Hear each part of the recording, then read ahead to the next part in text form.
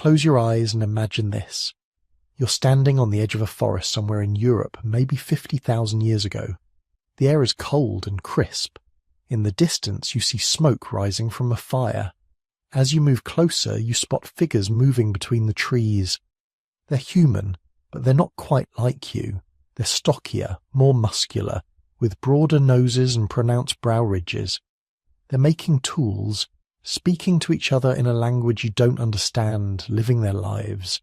They're human, absolutely human, but they're not your species. They're Neanderthals. And across the valley in another camp you can't see, there might be Denisovans. On an island to the south, tiny humans barely 3 feet tall are hunting pygmy elephants. In Africa, several other human species are going about their own daily struggles for survival. This wasn't science fiction. This was reality. For most of human history, we weren't alone. Earth was populated by a whole family of different human species, each adapted to their own environments, each with their own cultures and technologies, each just as real and alive as we are today. The best evidence suggests that at various points over the last 1,000,000 years, there were at least 8 other human species sharing this planet with our ancestors. Maybe more. We're still discovering new ones. Some lived in caves in Siberia, others on tropical islands in Southeast Asia. Some were giants compared to us. Others were so small they've been nicknamed hobbits. They made art, buried their dead, cared for their sick, loved their children. They weren't primitive ape men from old textbook drawings. They were humans, full stop, just different kinds of humans than the ones we're used to. And here's what keeps scientists awake at night. Every single one of them is gone, vanished, extinct. We're the only ones left. Out of this entire diverse family tree of human species that once populated the planet, only Homo sapiens remains. It's like showing up to a family reunion and realizing you're the only person who came, except everyone else didn't just skip the reunion, they disappeared from existence entirely. The question that haunts anthropology is simple but profound. Why? What happened to them? Why did we survive when they didn't? And perhaps most unsettling, did we have something to do with their disappearance? If you're listening to this to fall asleep, that's exactly why I make these. So maybe subscribe and tell me where you are right now and what time it is. I love checking the comments and seeing Tokyo at dawn, Texas at midnight, all these different moments happening at once. But here's where the story gets really strange. These other humans didn't completely disappear. Not entirely. They left something behind. Ghosts in the machine, fragments of their DNA woven into ours. If you're of European or Asian descent, roughly 2% of your genome comes from Neanderthals. If you have ancestry from Southeast Asia or Melanesia, you might carry Denisovan DNA too, possibly DNA from other species we haven't even identified yet. Scientists call them ghost populations, human species we can detect through genetic analysis, but have never found physical fossils of. They exist only as echoes in our chromosomes, like footprints left in snow by someone who's long gone. You might be carrying genes from one of these ghost species right now, genes that affect your immune system, your skin color, your ability to handle high altitudes or cold climates. Genes that literally make you who you are came from humans who weren't quite the same species as your direct ancestors. Think about that for a second. You're a hybrid. We all are. Every human alive today is carrying genetic material from species that no longer exist. We're living museums, walking graveyards, the last repository of multiple human lineages that once spread across the entire world.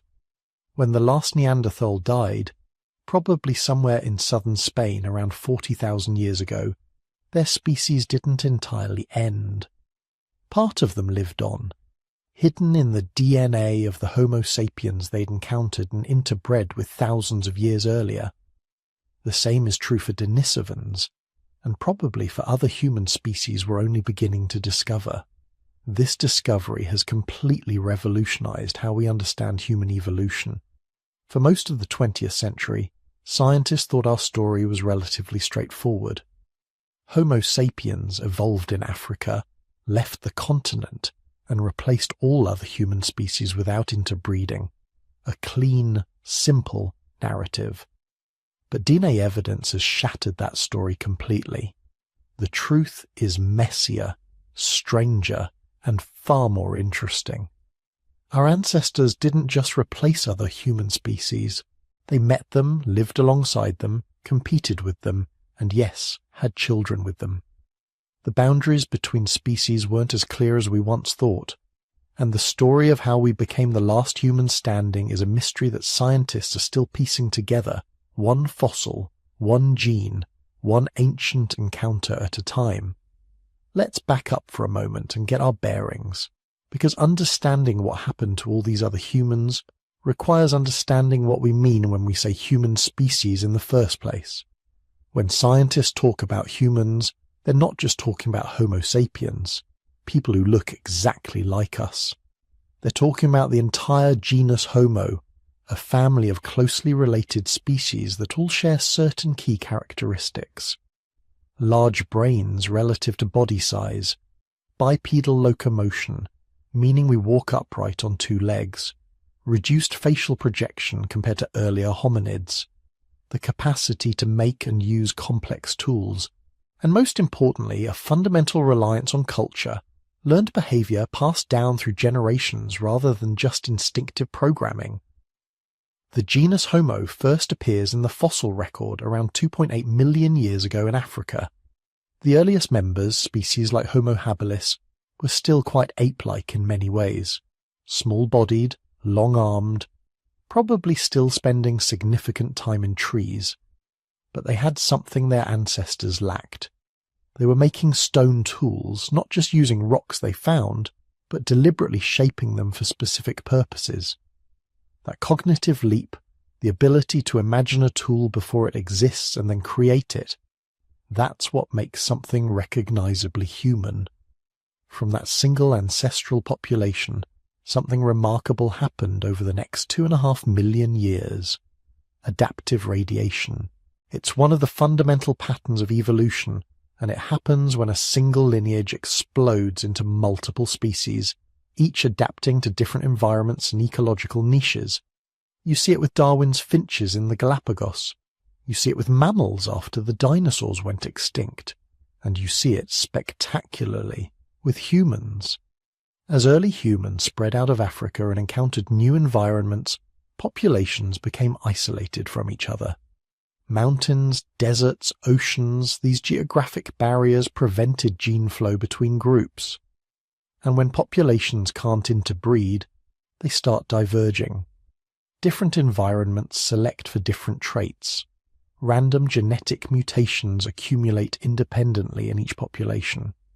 Over hundreds of thousands of years, what started as minor variations become major differences. Eventually, you end up with populations different enough to be classified as separate species. By around 500,000 years ago, possibly earlier, the human family tree had branched into multiple distinct lineages. Homo heidelbergensis in Africa and Europe. Homo erectus spread across Asia. The ancestors of Neanderthals establishing themselves in Western Eurasia, and probably several other species we haven't discovered yet, known only from fragmentary remains or genetic shadows.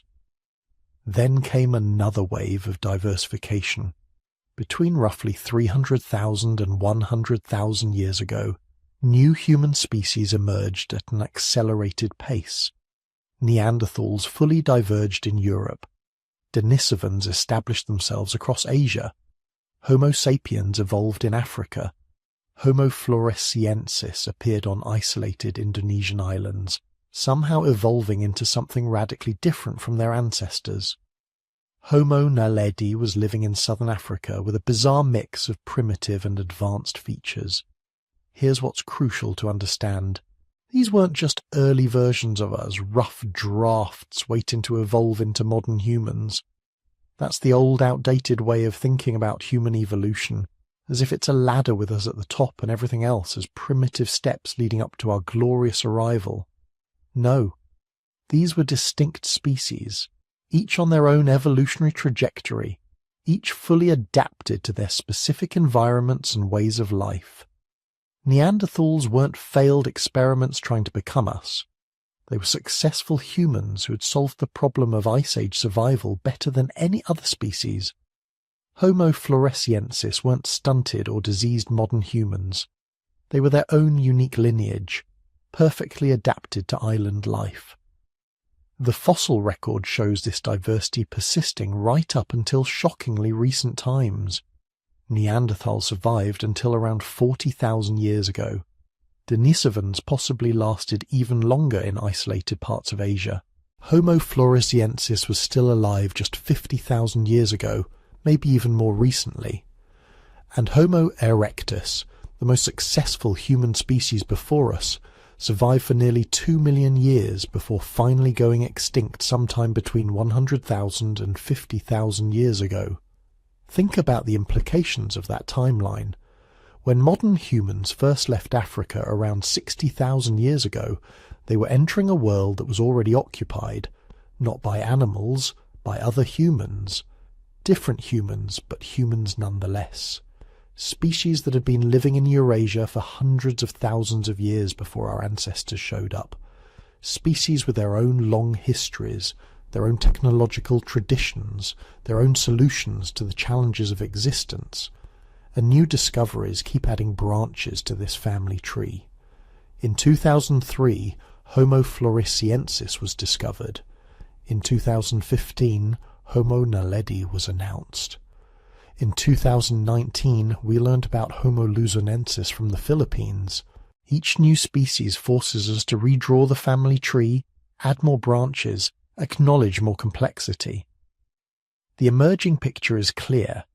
For most of the time humans have existed, species diversity was the norm. Earth was populated by multiple kinds of humans, each doing their own thing in their own corner of the world. The current situation, where only one human species exists, is the aberration. We're living in the impoverished aftermath of a mass extinction event that wiped out our entire extended family. So now the question becomes, who were they? These other humans who shared our planet, our genus, maybe even our campsites at times. What were their lives like? How did they think? What did they create? What made each of them unique? Let's meet them one by one, starting with the species that lasted longer than any other human before or since. Homo erectus. If you want to understand human success, start here. Because this species, more than any other before Homo sapiens, wrote the playbook for what it means to be human.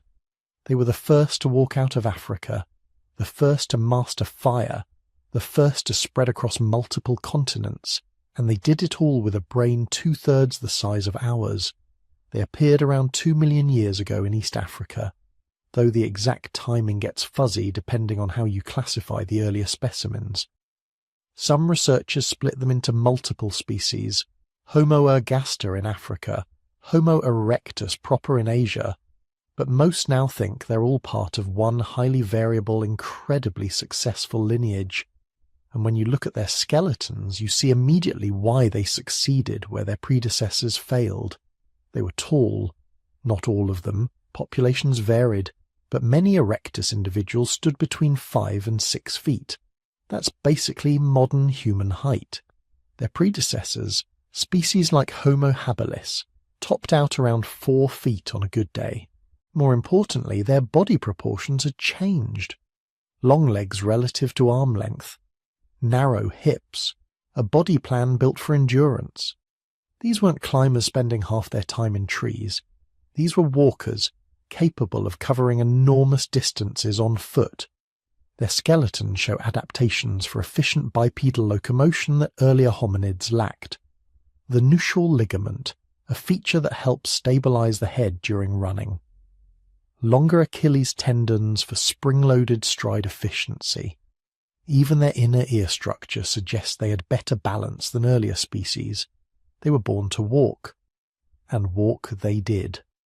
Within a few 100,000 years of their first appearance in Africa, Homo erectus populations had spread to Georgia and the Caucasus, then to China, then to Java in Indonesia.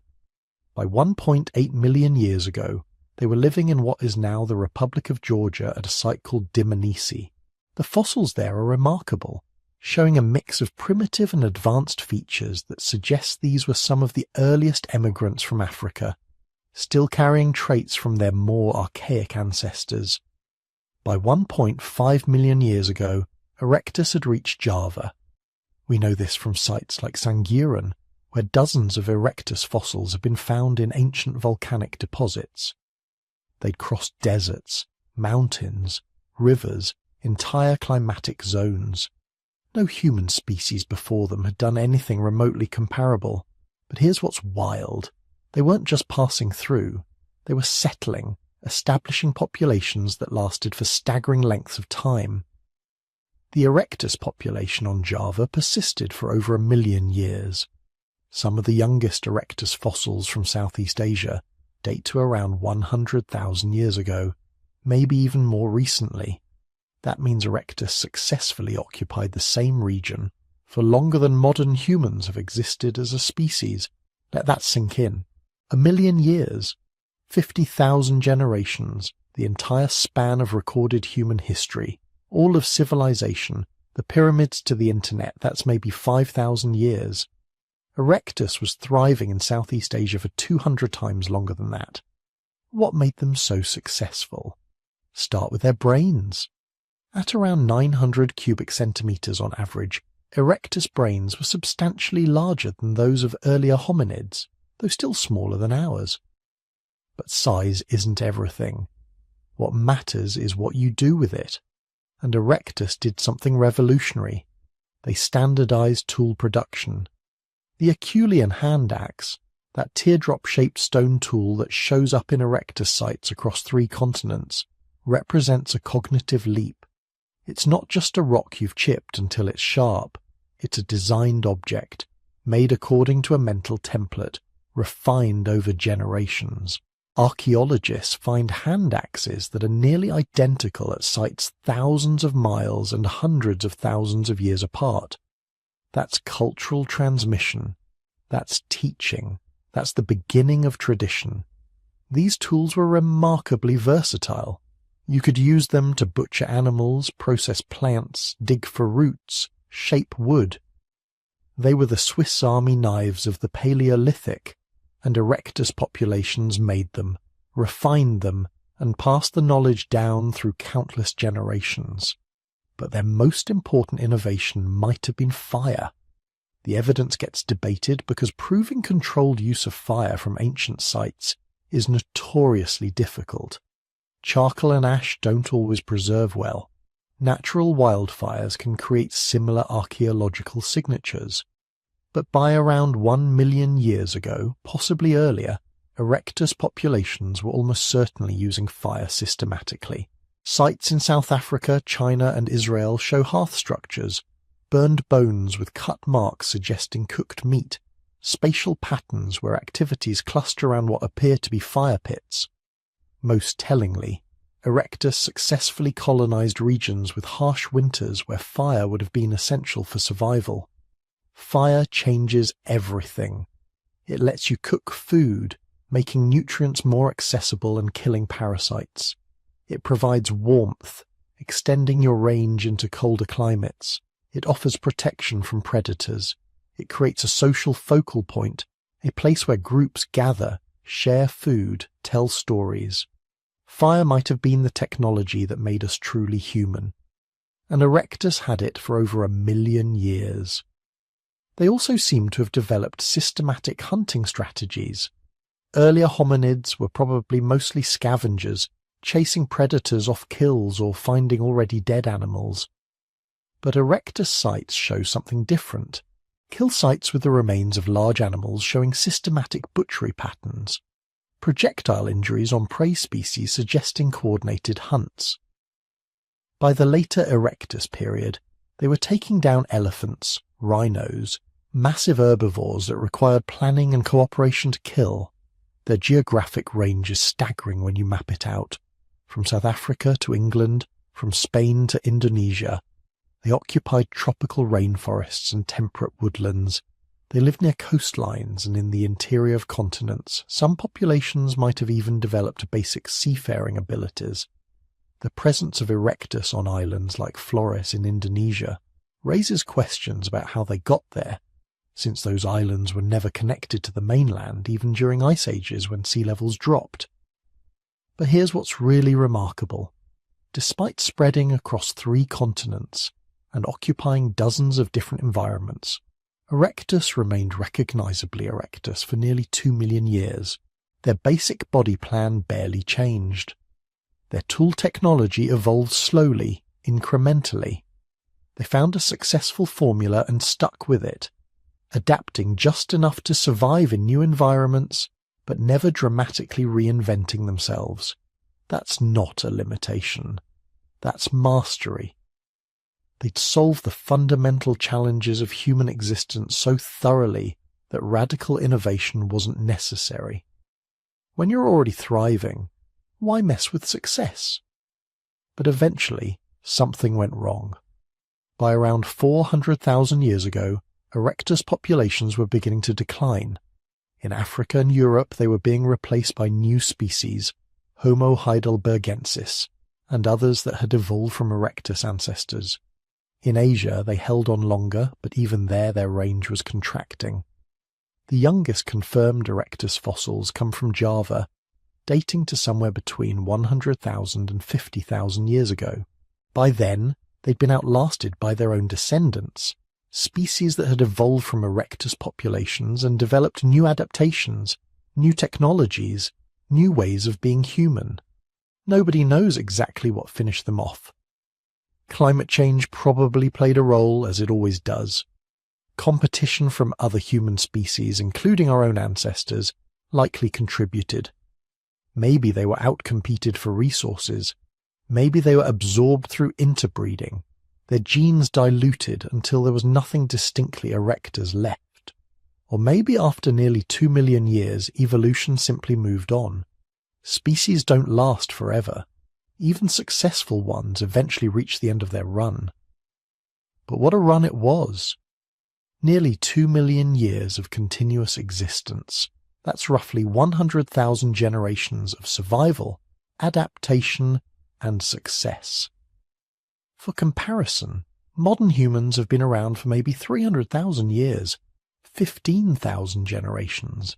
We're not even close to matching erectus's longevity record. They were the species that proved humans could thrive anywhere. The species that walked out of Africa and kept walking until they'd seen half the world.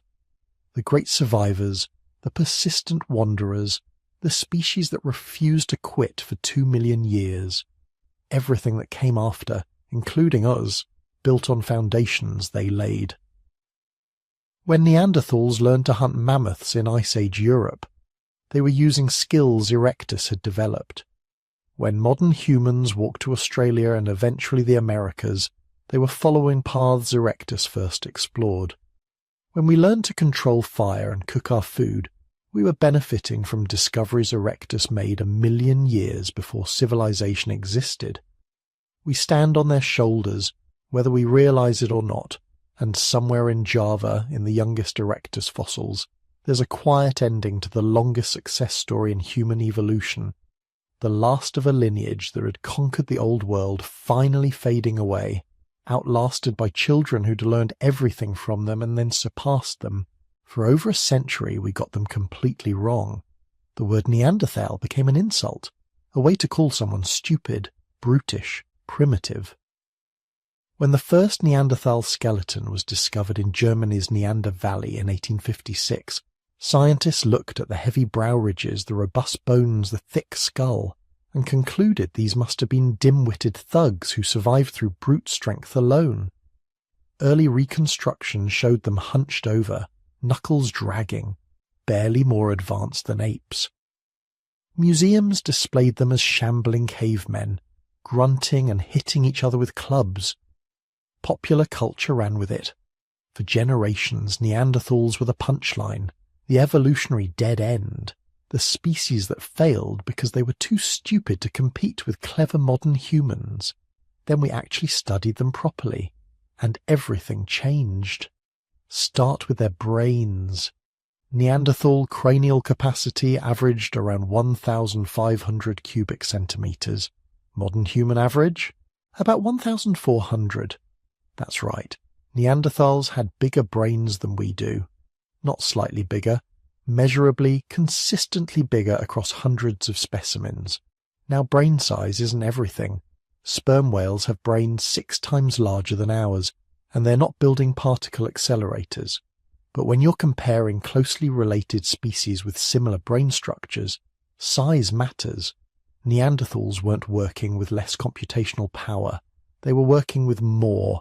Their bodies tell a similar story of sophistication, not simplicity. When you examine a Neanderthal skeleton, you're looking at an engineering masterpiece optimized for survival in the harshest environments humans had ever encountered. They evolved in Ice Age Europe, a world of 9-month winters and landscapes dominated by glaciers and tundra. Natural selection doesn't mess around in conditions like that. Every feature had to earn its place. Their builds were stocky, compact, with barrel chests and shorter limbs relative to body height. That's not primitive. That's cold adaptation, pure and simple. The same pattern shows up in modern Arctic populations. Compact bodies conserve heat better than tall, slender ones. Basic thermodynamics. For every degree of latitude you go north, optimal human body shape gets stockier. Neanderthals had been living in Ice Age Europe for hundreds of thousands of years. They'd had time to perfect the adaptation. Their bone density was extraordinary, far exceeding anything seen in modern humans. Skeletal analysis shows muscle attachment points suggesting strength that would put modern athletes to shame. These weren't weak creatures. They were powerhouses, built for lives of intense physical activity and brutal conditions. The prominent brow ridges that early scientists thought made them look stupid? Those were structural reinforcements for faces that endured tremendous stress from their lifestyle. Neanderthals had massive front teeth showing heavy wear patterns, suggesting they used their mouths as tools, gripping and manipulating objects while their hands worked. Their entire facial structure was engineered around this behavior. Their nasal passages were huge, larger than in any modern human population. That's another cold weather adaptation. When you breathe freezing air, you need to warm and humidify it before it reaches your lungs, or you damage delicate tissue. Large nasal passages give more surface area for warming. Modern Inuit populations show the same adaptation, though less pronounced. Neanderthals had been living in the cold long enough to take it to extremes. But physical adaptations are just the beginning. When archaeologists started paying attention to what Neanderthals actually did, the evidence of sophistication became overwhelming. They were master toolmakers. The Mousterian tool tradition, found at Neanderthal sites across Europe and the Middle East, shows remarkable sophistication. These weren't simple choppers. They were carefully crafted implements designed for specific tasks. Scrapers for working hide, points for hunting, knives for butchery. Each tool type shows consistent design patterns, meaning knowledge was being passed down through generations with remarkable precision. More impressively, they developed hafting technology, attaching stone points to wooden shafts to create spears. This requires planning, multiple materials, and abstract understanding of mechanical principles. You need adhesive, usually birch bark tar, which requires heating birch bark to specific temperatures in low oxygen conditions. That's chemistry. That's engineering. That's not something stupid creatures stumble into. Their hunting strategies were sophisticated and deadly. Sites across Europe show evidence of systematic ambush hunting. Neanderthals would drive large herbivores, horses, bison, even woolly rhinos, into natural kill zones, cliffs, or box canyons where the animals couldn't escape. This requires group coordination, planning, detailed knowledge of animal behavior and local terrain. They hunted in forests where visibility was limited, requiring close-range tactics with thrusting spears. Skeletal evidence shows Neanderthals suffered injury patterns similar to modern rodeo riders, lots of broken bones and healed fractures from close encounters with large, dangerous animals. They were getting up close and personal with Ice Age megafauna and surviving to hunt again. But perhaps the most profound evidence of Neanderthal sophistication comes from their treatment of the dead. At sites across Europe, archaeologists have found deliberate burials, bodies carefully placed in graves, sometimes in fetal positions, sometimes with apparent grave goods. The most famous is Shanidar Cave in Iraq, where several Neanderthals were buried together. Early researchers claimed pollen analysis showed flowers had been placed in the graves, though that interpretation remains controversial. But even without flowers, the intentional burial is significant. You don't bury your dead unless death means something to you, unless you have concepts of personhood, loss, maybe even an afterlife. At La Chapelle-aux-Saints in France, an elderly Neanderthal was buried in a carefully prepared grave. This individual had lost most of his teeth years before death. He survived with severe arthritis and injuries that would have left him partially disabled. He couldn't have hunted effectively. He required care from others. That means the group kept him alive, fed him, supported him even though he couldn't fully contribute to subsistence. That's compassion. That's social bonds extending beyond pure utility. That's humanity in a form we recognize immediately. And they created art. Not just late in their history when they might have learned from modern humans. Long before contact, Neanderthals were making symbolic objects. Perforated shells and animal teeth, probably worn as ornaments. Carved stone and bone with geometric patterns. Evidence of pigment use. Red ochre that served no practical purpose except perhaps for body decoration or symbolic marking. In Spain's Cueva de Ardales, researchers found painted signs that date to over 65,000 years ago, long before modern humans reached Europe.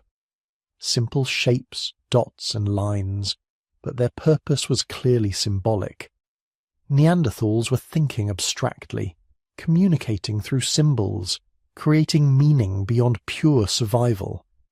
Their geographic range was enormous. From Britain's southern coast to Siberia's Altai Mountains, from Spain to the Middle East, Neanderthals occupied territories spanning 4,000 miles. They adapted to temperate forests, Mediterranean coastlands, frozen tundra, mountain ranges. Each region required different survival strategies, different tool designs, different hunting techniques, and they persisted for over 350,000 years. That's longer than modern humans have existed as a distinct species. They saw entire glacial cycles come and go. They survived climate disasters that wiped out countless other species. They watched the world freeze, thaw, and freeze again, adapting each time. Most remarkably, they're still with us. Genetic analysis has revolutionized our understanding of Neanderthals in ways archaeology alone never could. When scientists finally sequenced the Neanderthal genome in 2010, they discovered something extraordinary. Modern humans outside Africa carry Neanderthal DNA. Between 1 and 4% of the genome in Europeans and Asians comes directly from Neanderthals. If you have ancestry from anywhere except sub-Saharan Africa, you're part Neanderthal. Literally. Those aren't your distant cousins. They're your direct ancestors. Some of those inherited genes are still functional, still affecting traits today. Variants influencing skin and hair color, immune system genes that help fight pathogens, even genes affecting pain perception and circadian rhythms. The Neanderthals who contributed this DNA lived tens of thousands of years ago, but their genetic legacy shapes living people right now. They weren't the losers of human evolution. They were sophisticated, intelligent, culturally complex people who survived impossible conditions for hundreds of thousands of years. They weren't replaced because they were inferior. The story of their disappearance is far more complicated, far more interesting than simple competition between stupid and smart humans. And we're only beginning to understand who they really were. Imagine the moment, somewhere in the Levant, maybe near the caves of Mount Carmel, or along the coastal plains where the Mediterranean meets the desert, 60,000 years ago, give or take a few thousand years. A small group of modern humans, your direct ancestors, are moving through territory they've never seen before. They've left Africa, not in some massive migration wave, but quietly, in bands of a few dozen or maybe a few hundred. They're following game, tracking seasonal resources, expanding into new territories the way humans always have. Cautiously, opportunistically, one valley at a time. And then they see something that stops them cold. Other humans, but not quite like them. Stockier, paler, with faces that are familiar enough to recognize but different enough to unsettle. Heavy brow ridges, larger noses, bodies built for cold they can't even imagine. The Neanderthals were already there. They'd been there for thousands of years. This was their territory, and they knew every cave, every water source, every animal migration route. They'd survived ice ages in these lands. They belonged here in a way the newcomers absolutely did not. What happened next? Nobody knows for certain. There are no written records, no oral histories that survived 60,000 years. We have to piece together the story from scattered bones, stone tools, and most revealingly, the genetic evidence written in modern human DNA. And what that evidence tells us is simple. They didn't just meet. They had children together. Modern humans outside Africa carry 1 to 4% Neanderthal DNA. That's not a trivial amount. That's the genetic signature of sustained interbreeding over thousands of years. Not just one-off encounters, but generations of contact, relationships, families that cross the species boundary. The oldest modern human remains found outside Africa, from caves in Israel dating to around 55,000 years ago, show no obvious physical evidence of hybridization. You can't see Neanderthal ancestry just by looking at the bones, but the DNA doesn't lie. These populations were mixing, and mixing successfully enough that some hybrid children survived, reproduced, and passed those Neanderthal genes down through 2,000 generations to people alive today. Think about what that means practically. For interbreeding to leave a lasting genetic signature, hybrid children had to be healthy, fertile, and socially integrated enough to find mates and raise families. This wasn't violence-producing offspring who were rejected and died out. This was gene flow, the biological term for populations merging. Some encounters were probably tense. Competition over resources, territorial disputes, the kind of conflicts that erupt when any two groups of humans occupy the same landscape. Neanderthals had been the dominant humans in Europe and Western Asia for hundreds of thousands of years. Suddenly these African newcomers were showing up, hunting the same animals, occupying the same caves. But some encounters must have been peaceful, even collaborative. Exchange of mates is one of the oldest human strategies for building alliances between groups. You give us your daughters, we give you ours, and suddenly both groups have relatives on both sides, reducing the likelihood of lethal conflict. Archaeological sites from this period show tantalizing hints of cultural exchange. In the Levant, there are caves where Neanderthal and modern human occupation layers alternate over thousands of years. Neanderthals lived there, then modern humans, then Neanderthals again. Same caves, same tool traditions, almost like the two groups were taking turns, moving in seasonal patterns that occasionally brought them into the same territories. Some sites show modern humans using Neanderthal tool techniques, the Mousterian tradition that had been refined over hundreds of thousands of years. Other sites show Neanderthals adopting innovations that seem to originate with modern humans. This is cultural transmission. This is learning from each other. In France, there's a transitional tool tradition called the Châtelperronian. that appears in the archaeological record right around the time modern humans entered Europe. It's found at Neanderthal sites, but shows influences that might have come from modern human technology. Bone tools, personal ornaments, more sophisticated blade production techniques.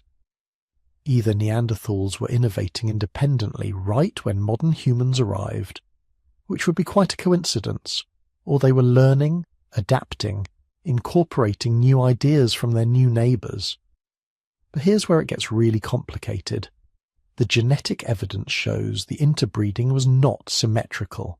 Neanderthal DNA flows into the modern human genome, but there's almost no evidence of modern human DNA flowing into Neanderthal populations.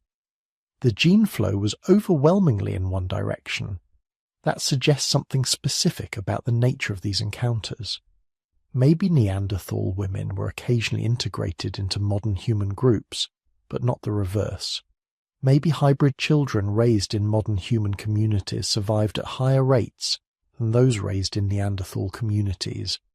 Maybe modern human groups were more willing or able to incorporate outsiders. Or maybe, and this is darker but demographically possible, the encounters weren't always consensual. When populations meet and one carries genes from the other, violence is often part of the story. We don't like thinking about it, but human history is full of such encounters, and there's no reason to assume our ancestors 60,000 years ago were more enlightened than people in recorded history. The timeline of coexistence stretched for thousands of years. In the Middle East, Neanderthals and modern humans overlapped for perhaps 10,000 to 15,000 years. In Europe, where Neanderthals held out longer, the coexistence could have lasted 20,000 years or more in some regions. That's 500 to 1,000 generations, longer than the entire span of recorded human history. These weren't brief encounters. These were two human species sharing landscapes for vast stretches of time, long enough that interactions must have become routine in some areas. Archaeological sites in France show Neanderthal populations persisting until around 40,000 years ago. Gibraltar, at Europe's southern tip, might have sheltered Neanderthal populations until 37,000 years ago, or even later, though those dates remain controversial. For tens of thousands of years, two kinds of humans were hunting the same animals, sheltering in the same caves, dealing with the same Ice Age climate swings. They would have spoken to each other, though we don't know what those languages sounded like. The Neanderthal hyoid bone, which anchors tongue muscles, is virtually identical to ours, suggesting they had the anatomical capacity for complex speech. They would have communicated somehow, traded or stolen from each other, formed alliances or grudges, told stories about the strange other humans who lived in the next valley. And then the Neanderthals vanished. Around 40,000 years ago, their population numbers began declining. By 37,000 years ago, they were gone from everywhere except possibly a few isolated refuges. By 30,000 years ago, there were no pure Neanderthals left anywhere on Earth. Modern humans remained, thriving, expanding, filling every ecological niche the Neanderthals had once occupied. Within a few thousand years, modern humans had spread from the Middle East across all of Europe and Asia, into Australia, eventually reaching the Americas. Why did one species disappear while the other exploded across the planet? That's the question that haunts everyone who studies this period, because it wasn't obvious. Neanderthals weren't stupid. They weren't poorly adapted. They'd survived conditions that would have killed modern humans. But something changed when the two species met. Something about the interaction itself, or the timing, or the specific pressures of that moment in history tipped the balance irreversibly in favour of modern humans. Understanding what happened requires looking beyond just these two species, because Neanderthals weren't the only other humans modern humans encountered. There were others, strange and unexpected, scattered across Asia in populations nobody had even suspected until very recently. In 2008, Russian archaeologists were digging through sediments in Denisova Cave, high in the Altai Mountains of southern Siberia.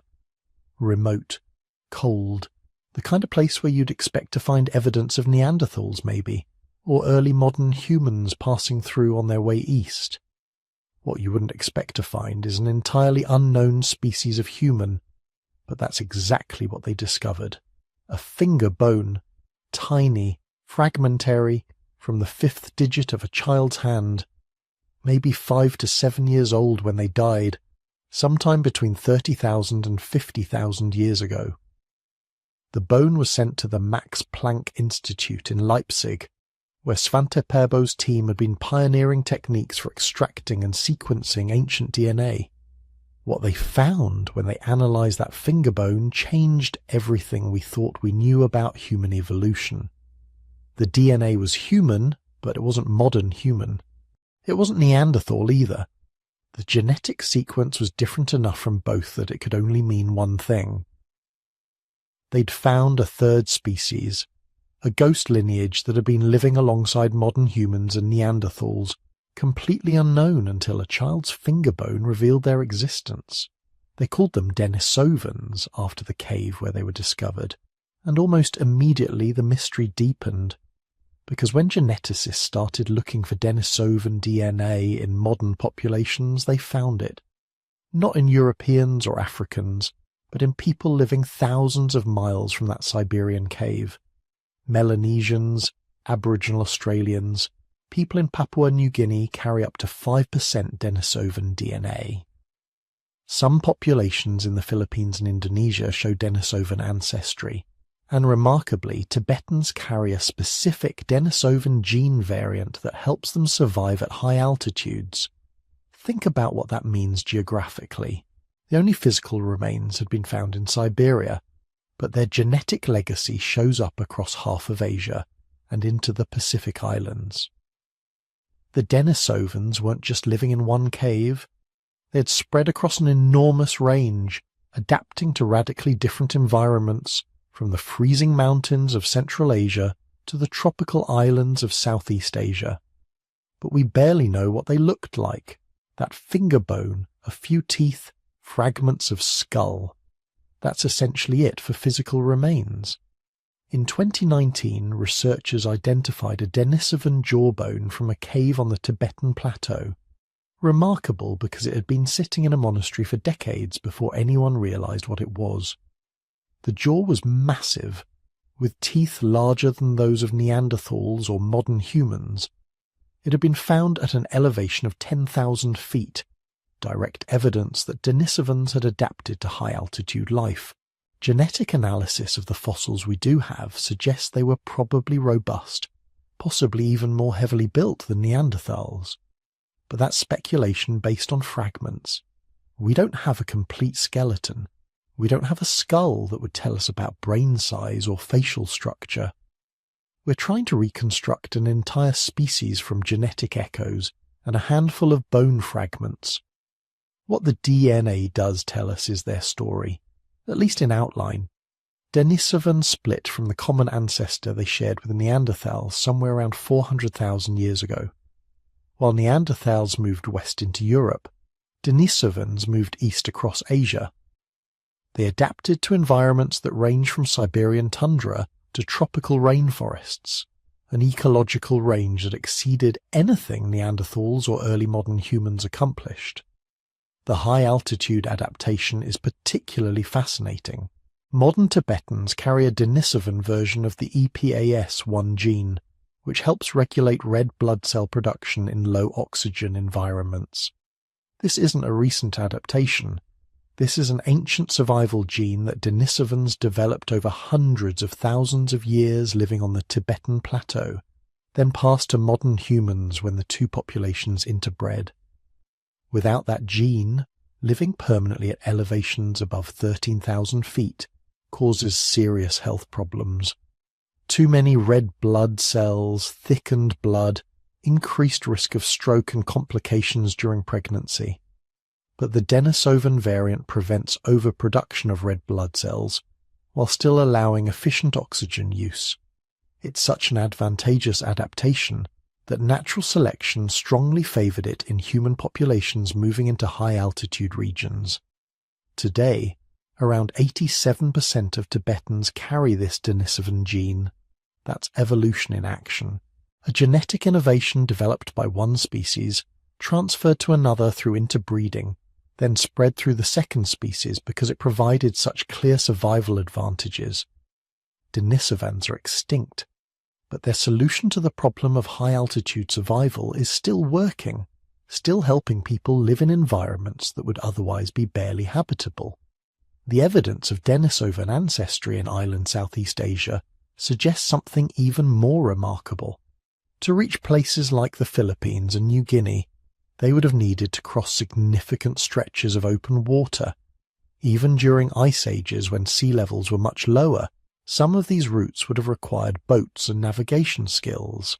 If Denisovans were capable of maritime technology sophisticated enough to reach remote islands, that implies cognitive abilities and cultural complexity at least equal to contemporary modern humans. The genetic data also reveals multiple episodes of interbreeding between Denisovans and modern humans. Not just one contact, but several, in different places and different times. Some happened in mainland Asia, others probably occurred in island Southeast Asia.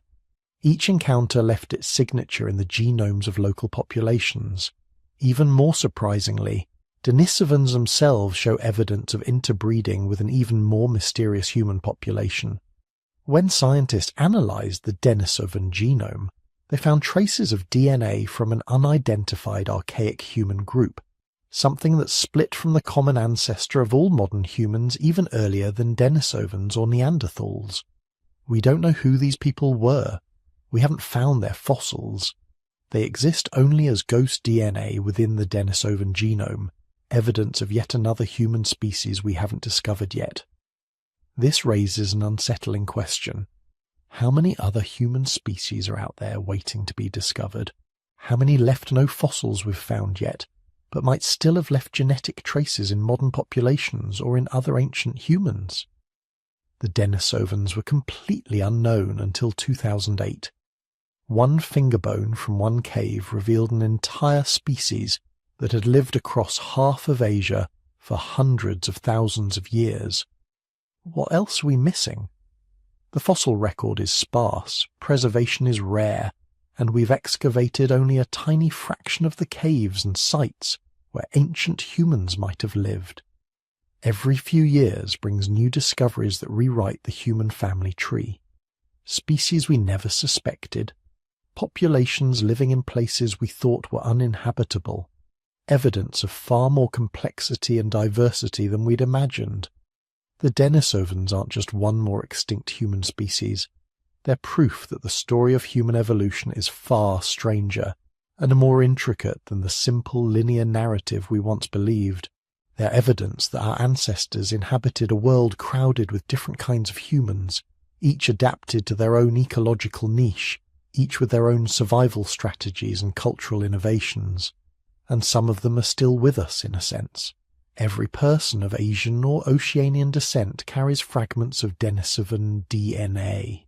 Genes that help process oxygen at high altitudes, immune system variants that provide resistance to local diseases, adaptations we're only beginning to understand. The Denisovans died out as a distinct species, but they're not entirely gone. They're ghosts in the genome, ancient survivors whose legacy still shapes human biology today. While geneticists were deciphering ghost lineages from fragments of DNA, something very different was happening thousands of miles to the south, on a warm, forested island at the edge of the Indian Ocean. In 2003, an Indonesian-Australian team was excavating Liang Bua, a limestone cave on the island of Flores. Archaeologists had worked there before. They expected the usual: stone tools, animal bones, maybe traces of early modern humans moving through the region. What they found instead was a skeleton that didn't make sense. It was tiny, not child-tiny. Proportionally, it looked adult. A pelvis fused, wisdom teeth erupted. But the entire individual stood only a little over a metre tall, about 3 feet, 6 inches, shorter than the average 7-year-old today. The skull they carefully lifted from the sediment was so small it could almost fit in the palm of a hand. The brain case was roughly the size of a grapefruit. At first, some members of the team thought there had to be a mistake. Maybe the bones were deformed. Maybe they belonged to a modern human with a developmental disorder. But the more they cleaned, measured, and compared, the less that explanation seemed to fit. This wasn't just one odd skeleton either. As they went deeper into the cave deposits, they began to find more remains. Fragments from several individuals all around the same size, all with the same strange combination of primitive and advanced features. In 2004, the team announced their conclusion to the world. This was a new species of human. They called it Homo floresiensis, Flora's man. The media gave it another name, the Hobbits. The name stuck because in some ways it fits. These were real-life little people, adults barely over a metre tall, weighing perhaps 25 kilograms, with brains around 400 cubic centimetres in volume. That's similar to a chimpanzee, or the brain of our distant ancestor Australopithecus, and less than a third the size of a typical modern human brain. By any simple rule of thumb, you might assume small brain, limited intelligence, crude behaviour. But Liang Bei refuses to cooperate with simple rules. Scattered among the bones of these tiny humans were stone tools. Not just random flakes, but carefully made blades, points, and scrapers. Tools comparable in sophistication to what early modern humans were making elsewhere at the same time. Alongside the tools were the bones of animals they had hunted and butchered, including dwarf elephants. During the Pleistocene, Flores was home to a miniature species of elephant-like animal called stegodon. Even dwarf stegodon was still the size of a large cow, many times the weight of a single hobbit. Yet the bones at Liangbua show cut marks, breakage patterns, and burning that suggests systematic hunting and processing. Imagine that for a moment. A band of tiny humans, each about the height of a modern 5-year-old, coordinating to bring down an animal that could trample any one of them with ease. They would have needed planning, cooperation, and a clear understanding of their tools and their prey's behaviour. A grapefruit-sized brain, doing big-brained things. That paradox. Tiny body, tiny brain, but complex behaviour, is part of what makes Homo floresiensis so fascinating. It doesn't fit our expectations. It suggests intelligence isn't just about raw brain volume, but how that brain is wired and used. So how did such a bizarre human evolve? Flores is an island you can't reach by walking, even when sea levels drop during ice ages. To get there, some early human population, possibly Homo erectus, had to cross open water. Maybe they rafted on storm debris. Maybe they built simple boats. We don't know. But once they arrived, they were stuck on an island with limited resources and no large land predators. On islands around the world, something similar happens over and over in evolution. Big animals get smaller. Small animals sometimes get bigger. This pattern is called island dwarfism, and it's driven by ecological constraints. When food is scarce and there are no giant carnivores to flee from, being large becomes a disadvantage. Smaller bodies use less energy, require fewer calories, and can survive on patchy resources. On Flores we see island dwarfism in the stegodon, which shrank from elephant size to cow size. We see it in giant storks that became smaller, giant rats that became still giant but adapted to the island's balance of risks and rewards, and it seems we may see it in humans as well. One leading theory is that Homo floresiensis descended from larger-bodied, larger-brained Homo erectus populations that reached Flores hundreds of thousands of years ago. Trapped on an island with finite resources, generation after generation, natural selection favoured individuals who could survive on less, who grew smaller, matured earlier, and still managed to maintain enough cognitive ability to hunt, cooperate, and use tools. If that's true, then the hobbits are Homo erectus miniaturized by island life, their bodies and brains scaled down but their behavioral complexity largely preserved. A kind of evolutionary experiment in compact intelligence. Not everyone agreed with this idea when Homo floresiensis was first announced. Critics argued that the Liangbua skeleton, labelled LB1, might not represent a new species at all. Perhaps it was a modern human with microcephaly, a condition that produces smaller skulls and intellectual disabilities. Others suggested growth disorders like Laron syndrome or cretinism caused by iodine deficiency. At first glance, these hypotheses seemed tempting. After all, we know that diseases can dramatically affect body size and brain growth. But as more bones were found and more detailed analyses were done, the pathology explanations began to crumble. Multiple individuals at Liangbua shared the same proportions: short stature, relatively long arms, distinctive wrist bones, unusual shoulder and foot anatomy. Their teeth and jaw shapes, the angles of their limbs, and the structure of their skulls showed a mosaic of features that didn't match any known modern human population, diseased or healthy.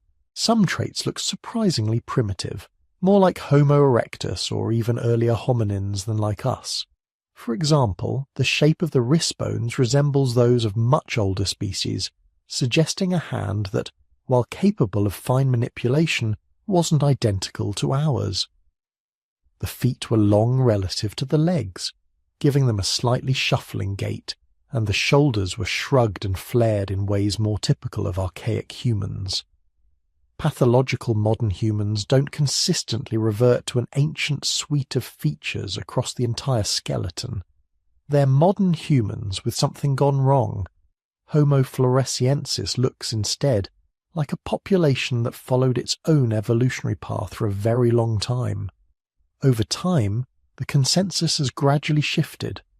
While a few dissenters remain, most paleoanthropologists now regard Homo floresiensis as a genuine, distinct human species, a real hobbit, not a sickly modern. And then there's the question of when they lived. The first announcement suggested shockingly recent dates, possibly as young as 12,000 years ago. That would mean tiny archaic humans surviving almost into the age of agriculture. Later redating of the layers around the bones pushed that back. Current evidence places the last known Homo floresiensis remains at around 50,000 to 60,000 years ago. Even with the revised timeline, that's astonishing. Around 60,000 years ago is when modern humans were pushing out of Africa and across Eurasia. Within a few thousand years, our species was established in Australia. That means there was a period, however brief, when modern humans and hobbits may have shared the same archipelago. Flores sits right along plausible routes early modern humans might have taken through island Southeast Asia. Stone tools at Liangbua and other sites on the island stretch back far beyond 60,000 years, suggesting a long human presence. Some older layers, possibly predating Homo floresiensis, hint that their ancestors had been there for hundreds of thousands of years. So imagine that world. Denisovans moving through parts of Indonesia, modern humans island hopping towards Sahul, Neanderthals still holding on far away to the west, and on Flores, a pocket of tiny humans, survivors of an ancient colonization, living out the last chapters of their species' story in forested valleys and limestone caves. No written records, no direct accounts, just bones, tools, and something else. Folklore. Across Flores and nearby islands, there are traditional stories about very small forest-dwelling people. In Flores, one of these beings is called the Ebugogo.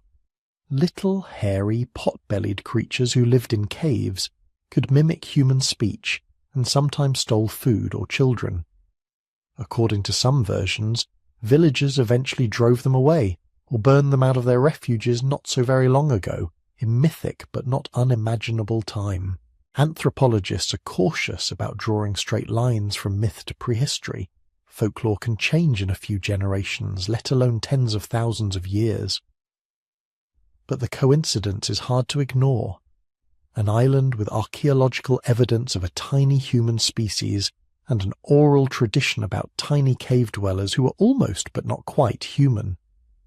Could memories of encounters between Homo sapiens and Homo floresiensis have filtered down through countless retellings, transforming over millennia into stories of forest spirits and small wild people? Or are these simply universal human tales, grown from the soil of imagination rather than the fossil record? We can't say. The hobbits themselves left no writing, no art we can confidently attribute to them. What we have is stone and bone layered with legend. But Homo floresiensis reminds us of an important truth about our past. Human evolution wasn't just a march toward bigger brains and taller bodies. It was a branching, twisting experiment, full of side paths and local solutions. On one small island, cut off by water, evolution produced a pocket-sized human species that hunted elephants and made fire with a brain the size of a chimp's. They survived there for hundreds of thousands of years, through climate shifts and volcanic eruptions, clinging to their island world, while other humans came and went on the surrounding continents. And then, sometime around the moment our own species was spreading through Southeast Asia, their trail vanishes from the archaeological record. No more bones, no more tools, just the empty cave of Liang Bua and stories whispered in the dark about little people who once walked the forest. They were real, they were human, and like so many of our vanished relatives, they force us to widen our sense of what it means to be human at all. While the debate over hobbits and island dwarfism was still echoing through the halls of universities, another discovery was quietly forming in darkness far below the South African veld, not in some remote jungle or windswept desert, but beneath familiar ground, under the feet of commuters and school children, in a maze of limestone passages called the Rising Star Cave System, just outside Johannesburg. In 2013, 2 recreational cavers were exploring a narrow side passage there when their headlamps flashed across something pale, half buried in sediment on the floor of a cramped chamber. Bone! They took photos. They told a local paleoanthropologist, Lee Berger, who had a reputation for chasing bold ideas. When he saw the images, he realized this wasn't just one bone, or even a few. The chamber appeared to be littered with human-like remains. There was a catch. The bones were in a place that barely counted as a place. To reach the chamber, you had to descend a steep shaft, scramble through jagged rock, then squeeze through a vertical chute only about 18 centimeters wide at its tightest point. Roughly the width of a salad plate. Most adult humans simply couldn't fit. So when Berger announced a call for excavators, the job description was unusually specific. Qualified paleoanthropologists who were also small, slender, and not prone to claustrophobia. 6 women answered that call. They became known in the media as the underground astronauts. For weeks they crawled and twisted their way through the rock, spending long days in a chamber the team named Dinalidi, place of stars, in the local Sesotho language. What they uncovered there stunned everyone. Bones, everywhere. Thousands of them. Skulls, jaws, ribs, vertebrae, hand bones, foot bones. At least 15 individuals at first count, from infants to elderly adults. Later work would push that number even higher. This was not a single tragic accident, not one person fallen into a hole. This was a population. When the bones were carefully cleaned and compared, a picture emerged of a human that didn't fit neatly anywhere on our tree. They named it Homo naledi. Naledi again means star. In some ways, Naledi looked old, very old. The skull was small, with a brain case only about 460 to 610 cubic centimeters. That's in the same low range as Homo habilis and Homo erectus, far smaller than Neanderthals or us. Parts of the pelvis and the shape of the torso looked primitive, closer to earlier members of our genus than to modern humans. The shoulders were high and shrugged, the fingers curved and powerful, as if climbing was still a regular part of life. The wrists and some aspects of the upper limb suggested strong hands that could both grip branches and manipulate tools, but not quite with our exact anatomy. And yet, other bones told a different story. The feet were remarkably modern-looking, arched, with a robust heel, built for long-distance walking on two legs. The legs were long relative to the arms, like ours, indicating an efficient upright gait. The teeth were small and organized in a pattern closer to later Homo than to early toolmakers. The skull, though small, had a shape hinting at more advanced organization inside. It was a mosaic creature, ancient and modern fused together. A body built partly from recycled blueprints and partly from designs we recognize in ourselves. At first, many researchers assumed Homo naledi must be very old. Maybe 2 million years, maybe a side branch surviving from the earliest days of Homo, preserved in this cave like a time capsule. That would have been strange enough. Then came the dates. In 2017, after painstaking attempts to date the sediments, the flowstones, and even the teeth themselves, the team announced their best estimate. The bones in the Dinaledi chamber were between about 236,000 and 335,000 years old. Not 2 million years, 200,000 or 300,000. That means Homo naledi was alive during a period when our own species, or something very close to it, already existed in Africa. While the ancestors of Homo sapiens were emerging with larger brains and increasingly modern faces, this small-brained, archaic-looking cousin was still walking the land. Not as a relic from the deep past, but as a contemporary. Two very different kinds of human, sharing the same continent. And yet the age of Naledi is only half the mystery. The other half is how they ended up in that chamber at all. The Dinaledi chamber isn't a place you wander into by accident. There's no evidence of a wide, ancient entrance that later collapsed. No signs that water washed the bones in, no claw or tooth marks from large predators dragging bodies underground. No rubble layers suggesting cave-ins crushing an entire group at once. Instead, the bones appear to have arrived in the chamber in pieces and over time, bodies decomposed elsewhere, or within the chamber itself, leaving disarticulated skeletons scattered in the mud. Some bones show slight weathering, but nothing like the damage you'd expect from long exposure on the surface. From very early on, Berger and his colleagues floated a provocative idea. Maybe these bodies were brought there on purpose, not by us, by Homo naledi. In this interpretation, members of the group carried their dead deep into the cave, again and again over many generations, depositing them in the same remote chamber. Not for food. There are no cut marks, no butchery patterns, no gnawing. Not for shelter. The chamber is dark, cramped, and hard to reach. As a place to live, it's miserable. As a place to hide from predators, it's overkill. There are much easier refuges. That leaves something else. Deliberate disposal of the dead. Perhaps even the beginnings of ritual.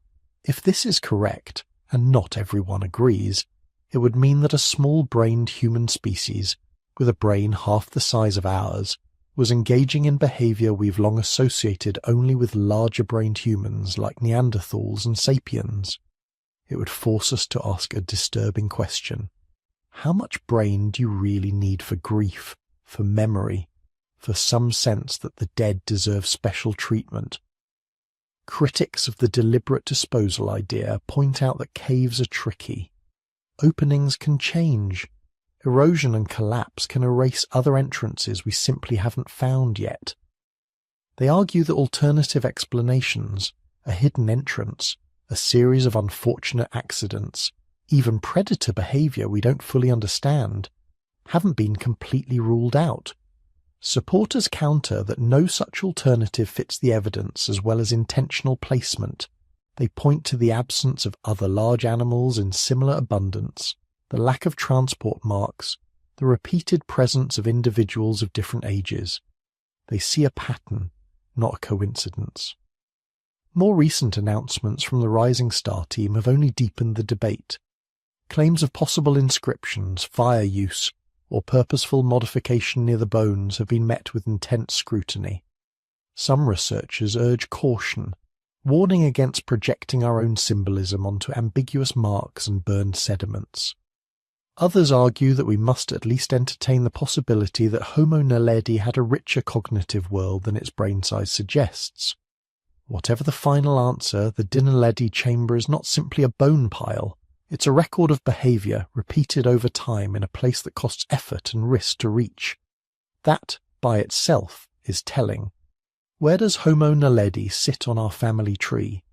That question is still wide open.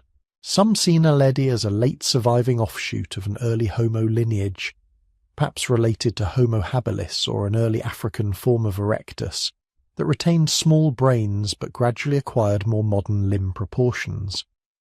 Others wonder whether naledi represents a completely separate experiment. A branch of Homo that maintained a compact brain while refining body and behaviour along its own track, parallel to ours. A reminder that evolution doesn't always push toward bigger is better, even in brains. Genetic information would help, but so far, no usable DNA has been recovered from the hot mineral-rich cave environment. For now, we read bones in the dark and argue about what they mean. But some things are clear. Homo naledi was small, perhaps around 1.5 meters tall, lightly built but strong. It walked efficiently on 2 legs and likely climbed with ease. It lived in southern Africa at a time when early Homo sapiens and other archaic humans were also present somewhere on the landscape. And for reasons we don't yet fully grasp, its dead ended up in one of the most inaccessible chambers in a complex cave. Imagine, for a moment, the scene without the helmets and electric light. Just a line of shadowed figures moving by flickering fire, squeezing through stone, cradling a lifeless body. Perhaps they understood death as a final ending. Perhaps they imagined an unseen world. Perhaps they only knew that leaving a decaying corpse near the living was dangerous and wrong. Whatever their motivation, they were doing something intentional with their dead.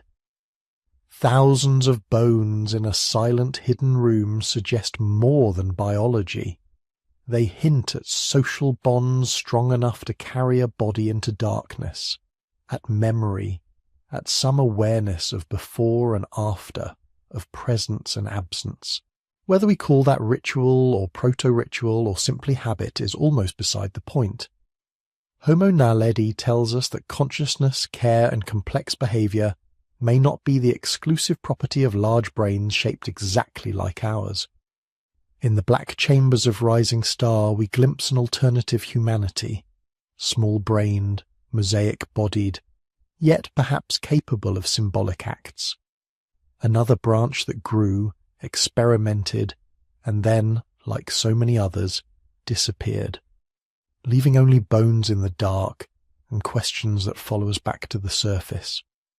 If Homo naledi is a reminder that evolution can get weird, improvising mosaics and side branches, then the next humans in our story feel almost the opposite. They're not tiny cave dwellers, or island hobbits, or deep-time experiments clinging on in hidden pockets. They're the big, broad-shouldered figures who stand in the doorway between worlds. Meet Homo heidelbergensis. If you could see one standing at the edge of your campfire, you wouldn't mistake them for a modern human, but you also wouldn't see a stranger from another planet. You'd see a massive, powerful hunter. Thick bones, barrel chest, strong hands, a face with heavy brow ridges shading deep-set eyes, a wide nose and a projecting mid-face. But on top of all that muscle and bone, something else. A large brain. In the same general range as ours. Not quite modern, not quite Neanderthal. A halfway point. A bridge. Heidelbergensis first entered the scientific record in 1907, with a jawbone dug out of a sandpit near the German town of Heidelberg. It was huge, thick, and heavy, without a chin. More robust than any modern human, but too advanced to fit among earlier species like Homo erectus.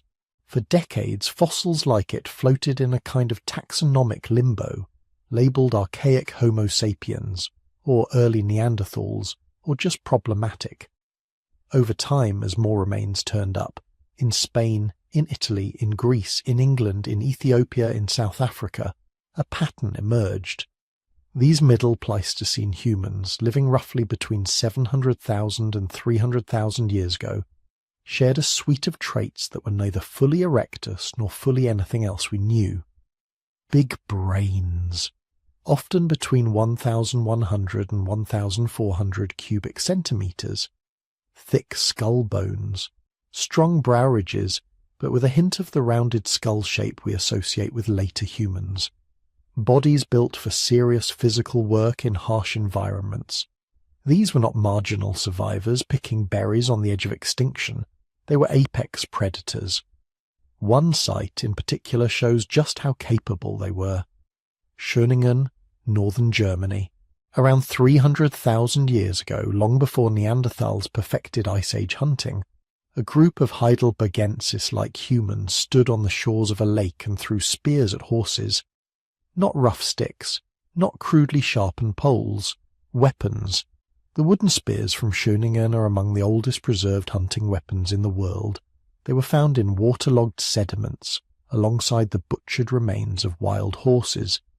8 shafts carefully shaped from spruce and pine, straightened, balanced. Their centres of gravity placed like modern javelins. Some are over 2 meters long. The points are hardened, carved from the densest part of the wood near the base of the tree. Someone knew trees well enough to select the right trunks, split and season the wood, carve them smooth, and adjust their weight so they would fly true. Someone stood in a hunting line reading the movement of a stampeding herd and timed a cast at exactly the right moment. This is not opportunistic scavenging. This is planned, cooperative big game hunting. Schöningen isn't alone. Other sites associated with Heidelbergensis or closely related populations show repeated butchering of large animals.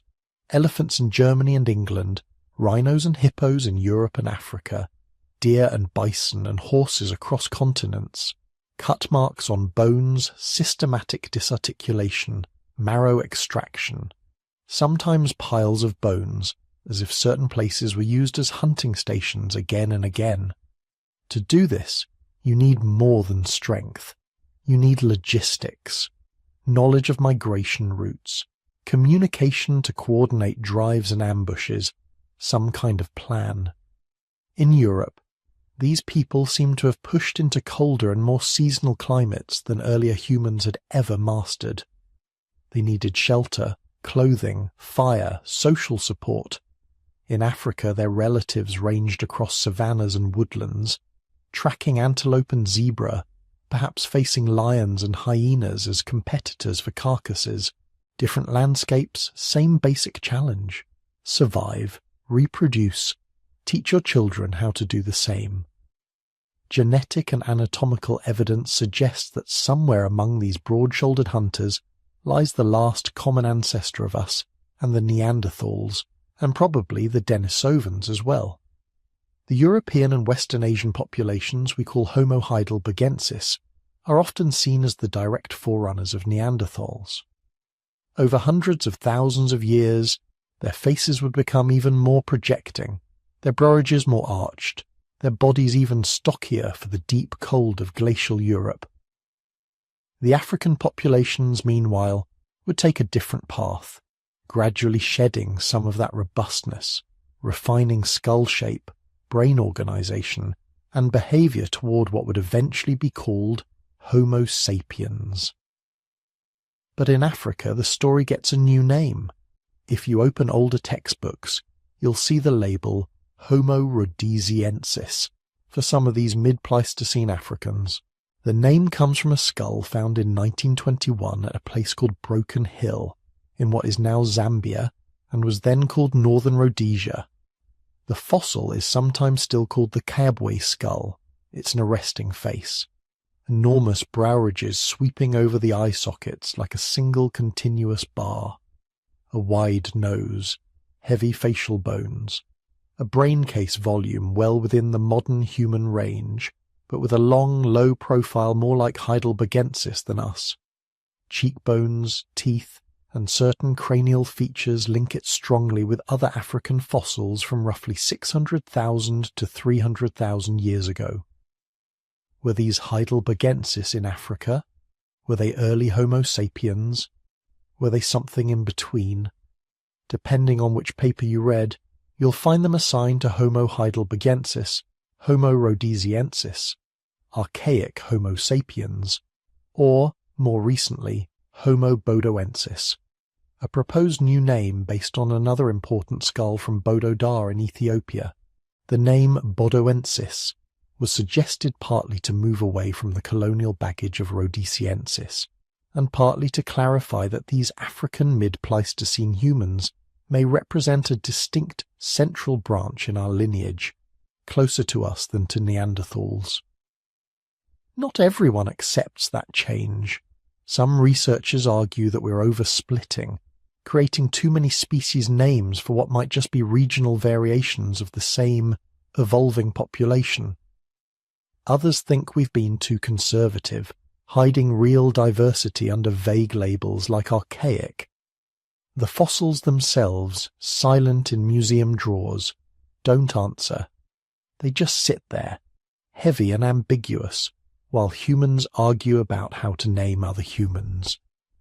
What almost everyone agrees on is that these African forms, call them Rhodesiensis, Bodoensis, African Heidelbergensis or something else, are crucial. They sit at the crossroads, anatomically and temporally, between earlier species like Homo erectus and later species like us. They show a mix of traits: big brains but thick bones, large faces but more modern dental patterns, robust bodies but hints of the gracility to come. They also lived during a time of repeated climate swings, expanding and contracting lakes, shifting grasslands and forests, dry phases where survival meant endurance and flexibility, followed by wetter periods full of new opportunities. In this unstable world, selection pressures would have rewarded not just muscle, but planning, social networks, memory, the ability to store knowledge in stories and shared traditions, not just in genes. In Europe, their Heidelbergensis cousins were facing their own gauntlet of ice and thaw, refining the traits that would later define Neanderthals. In Asia, their relatives, perhaps part of the same broader Heidelbergensis complex, perhaps already diverging toward Denisovans, were adapting to mountains, forests and rivers. One widespread, variable species, a cluster of closely related species. The line between those options is blurrier than we like to admit. Fossils don't come with species names stamped on them. They don't announce whether two individuals could or couldn't have interbred. They just preserve shapes. Bones reflect lives lived in particular environments under particular stresses. We draw lines through those shapes and call one side Heidelbergensis, another Neanderthal, another Sapiens. Nature, meanwhile, cares only about who had children who survived. It's entirely possible that what we are calling Homo heidelbergensis and Homo rhodesiensis were part of a broad, interconnected metapopulation, much like the bottleneck survivors earlier in our story. Groups spreading out, becoming partially isolated, then reconnecting. Traits appearing in one region, spreading by interbreeding, being remodeled by local conditions. No sharp boundaries, just gradients. But from the distance of hundreds of thousands of years, those gradients look like steps. And the step marked Heidelbergensis/Rhodesiensis/Bodoensis is one of the biggest. Without them, the later branches of our tree don't make sense. They are the ones who took the raw potential of erectus, upright posture, tool use, long-distance walking, and scaled it up.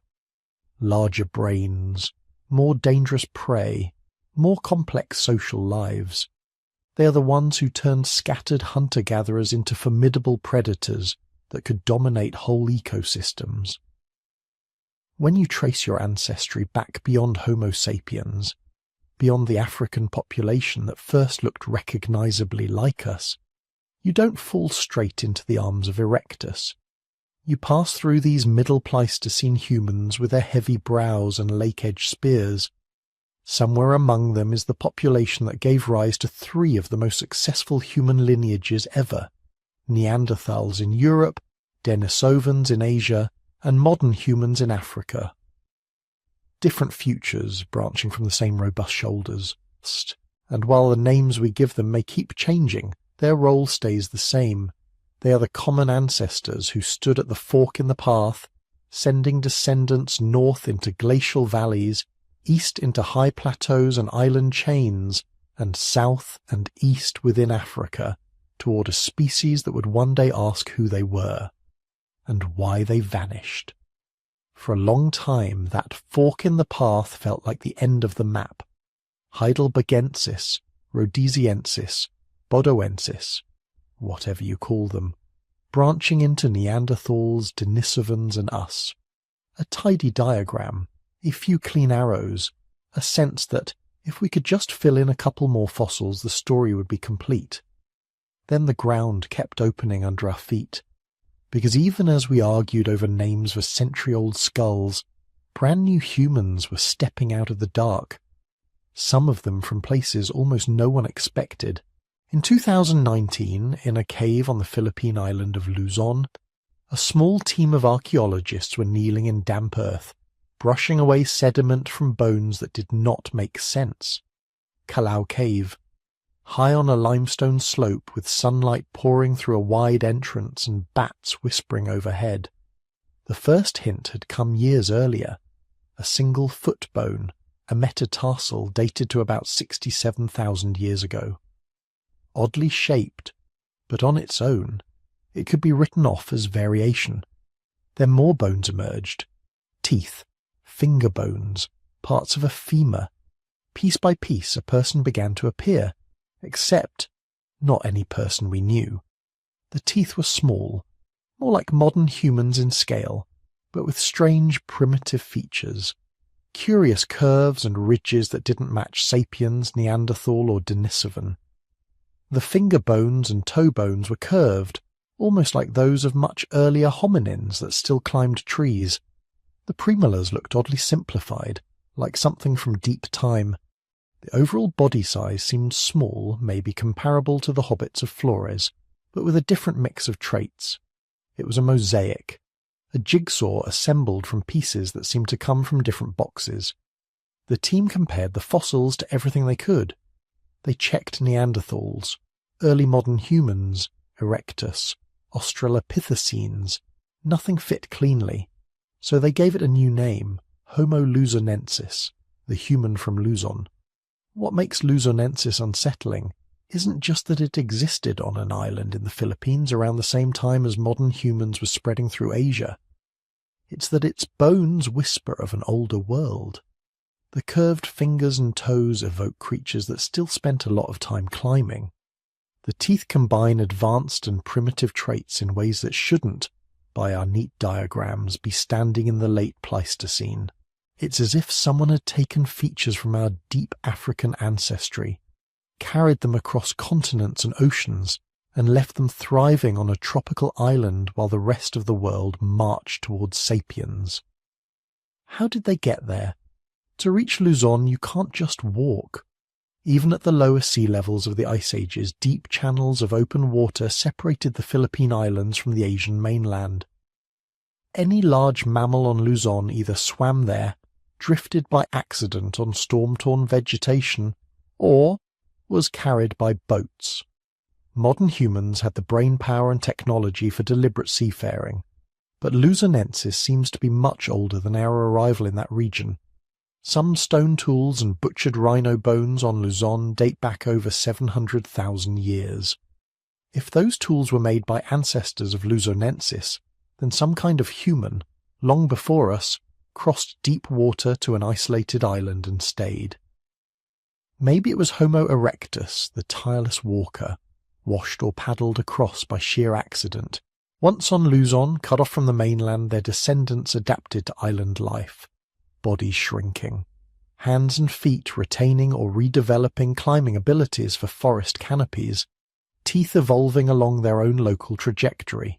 Over hundreds of thousands of years, a new species emerged, one that would never see Africa again, one that would never know Neanderthals or Denisovans face to face. They lived, hunted, gathered, raised children, told stories, until eventually they vanished, leaving behind only scattered bones and questions. Luzon isn't an isolated oddity. It's part of a pattern. The hobbits of Flores, the possible lingering archaic humans of Sulawesi and other islands, hinted at by stone tools without bones, and now Luzonensis. Together they suggest that island Southeast Asia wasn't a quiet backwater, waiting for modern humans to arrive. It was crowded, experimenting, full of small, local humanities taking their own evolutionary detours. And it isn't just islands. On the Asian mainland itself, new faces have joined the cast. In southwest China, in a region of limestone hills and caves, researchers uncovered remains that looked almost human, but not quite. The so-called Red Deer Cave people, named because their fossils were found with the bones of red deer that had been cooked and eaten. Skulls with a mix of modern and archaic features, rounded in some ways, but with thick bones, prominent brows, and odd shapes at the back. Faces that didn't sit comfortably in our species, but were far too young, maybe as recent as 14,000 years ago, to belong to something like Erectus. Were they a late surviving branch of an earlier human species? A hybrid population blending modern humans with more archaic groups? Or simply unusual early sapiens? Different researchers draw the lines in different places. Some argue they represent a distinct, previously unknown species that overlapped in time with fully modern humans in East Asia. Others are more cautious. The fossils are fragmentary. DNA has not yet given a clear answer. But their existence, whatever label they end up wearing, tells us this. Even at the very end of the Ice Age, when we like to imagine the world as already ours, there may still have been other kinds of humans walking through Chinese forests, cooking deer in caves, living out parallel histories. Then there is the Dragon Man. In 2021, a skull that had sat hidden in a Chinese family's well for decades was formally introduced to science. It came from Harbin in northeastern China, and locals had long called it dragon bone. When scientists finally examined it, they were stunned. The Harbin skull is huge, with a massive brain case comparable to ours, heavy brow ridges, deep eye sockets, and a broad, low face. The combination of traits doesn't match Neanderthals. It doesn't match known early sapiens. It doesn't neatly match any existing category. The team that studied it proposed a new species name, Homo longi, long from the Chinese word for dragon. In their view, this was not a Neanderthal cousin, but something closer to us, perhaps even more closely related to modern humans than Neanderthals are. Not everyone agrees. Some think Dragon Man may be part of the wider Denisovan story, a face to go with the mysterious DNA from the Denisova cave. Others see it as one of several Asian mid to late Pleistocene forms, along with fossils from places like Dali and Jinyushan, that represent a complex, regionally varied population that we're only beginning to untangle. The specifics are debated. The pattern is not. With every new cave, every new skull, the simple picture burns away. The tidy tree becomes a tangled forest. For decades, many textbooks pictured human evolution as a single, rising line. Australopithecus to Erectus, to Heidelbergensis to Sapiens. Maybe, if they were generous, a branch for Neanderthals that curled up and died at the bottom of the page. Now the margins are full of additions. Floresiensis on one island, Luzonensis on another, possible late archaic humans in Chinese caves, dragon man in a northern river valley, Denisovans known first from DNA and a finger bone, Naledi deep underground in South Africa, and likely more, still sleeping in sediments we haven't yet touched. The further we look, the more our lineage starts to resemble that metapopulation we talked about earlier, a web of groups, splitting, reconnecting, evolving in parallel. Not a straight path, but many paths, some ending in us, many ending in silence. There's a strange irony here. We are learning that the world once held a rich diversity of humans, at the exact moment when only one kind remains, and the tools that are revealing this diversity are getting sharper every year. Ancient DNA, once a miracle, is now almost routine, most.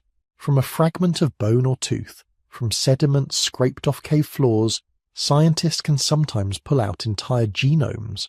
They can see ghost populations whose bones we've never found, just by noticing that some pieces of our DNA don't match any known group. Proteomics, studying ancient proteins, can push this work even further back into times and places where DNA no longer survives. Tiny molecules lingering in enamel can whisper about who was related to whom.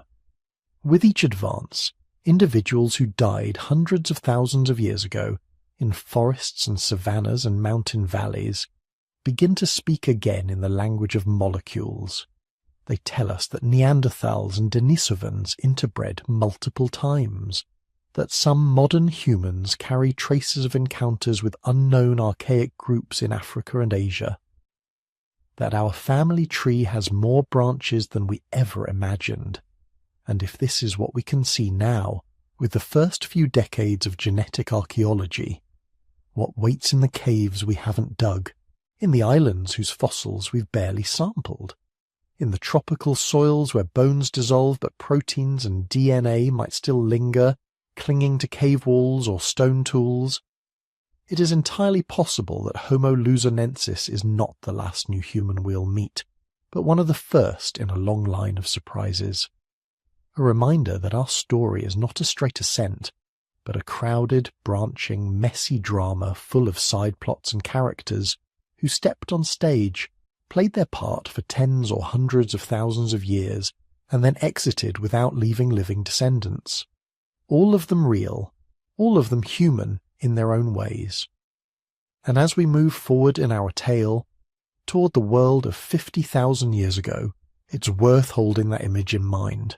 A planet not with one kind of human, but many. Some robust and cold adapted, some tiny and island bound, some climbing trees, some building boats, some carrying genetic secrets that would one day help people breathe at high altitudes or fight certain diseases. Different faces around different campfires, all of them staring up at the same stars. 50,000 years ago, if you could have walked the Earth with a modern atlas in your hand, you wouldn't have recognized the planet. The continents were in roughly the same places, yes. The mountains were already old, the oceans already vast. But the world's most familiar animal, us, was not alone. This was not the age of man. It was the age of humanities. In Africa, our own species, Homo sapiens, was thriving. But modern humans then were not quite the same as you or me. Their faces would look familiar, their bodies fully within our range of variation, but their world was smaller, their cultures still regional and diverse. Across Europe and Western Asia, Neanderthals held their ground. In Central and Eastern Asia, Denisovans, or closely related populations, occupied mountains, forests and steppe. On Flores Island, the hobbits may still have walked through the forests. On Luzon, Luzonensis may have clambered through trees. In southern Africa, deep underground in limestone caves, Naledi's descendants might still have been navigating their hidden world, leaving almost no trace at the surface. The map of humanity wasn't filled by one colour. It was a patchwork. If you could zoom out and see it from above, each region would glow with its own kind of human presence. In Ice Age Europe, Neanderthal bands moved along river valleys and through spruce and pine forests, following herds of mammoth, bison, and woolly rhinoceros. Their settlements clustered around caves and rock shelters, places where stone, wood, and game came together. Their niche was the cold, high-energy hunting in harsh, seasonal climates, turning huge animals into food, clothing, shelter, and fuel. Farther east, Denisovan-related groups were spread thinly across an enormous sweep of landscapes. Some occupied high plateaus, adapted to thin air and brutal winters. Others ranged through temperate forests and river valleys of China and Siberia. Still others, if some theories are right, pushed down into Southeast Asia, perhaps even helping seed those mysterious island populations with genes and ideas. Modern humans in Africa were ecological generalists. Some lived along coasts, harvesting shellfish and fish with increasingly sophisticated tools. Others followed migratory herds across savannas. Still others moved through forests, wetlands, and mountains, exploiting everything from tubers and nuts to small game and birds.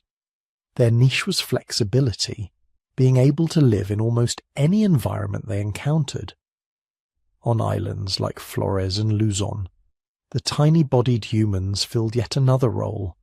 Island specialists adapted to limited resources, steep terrain, dense forests.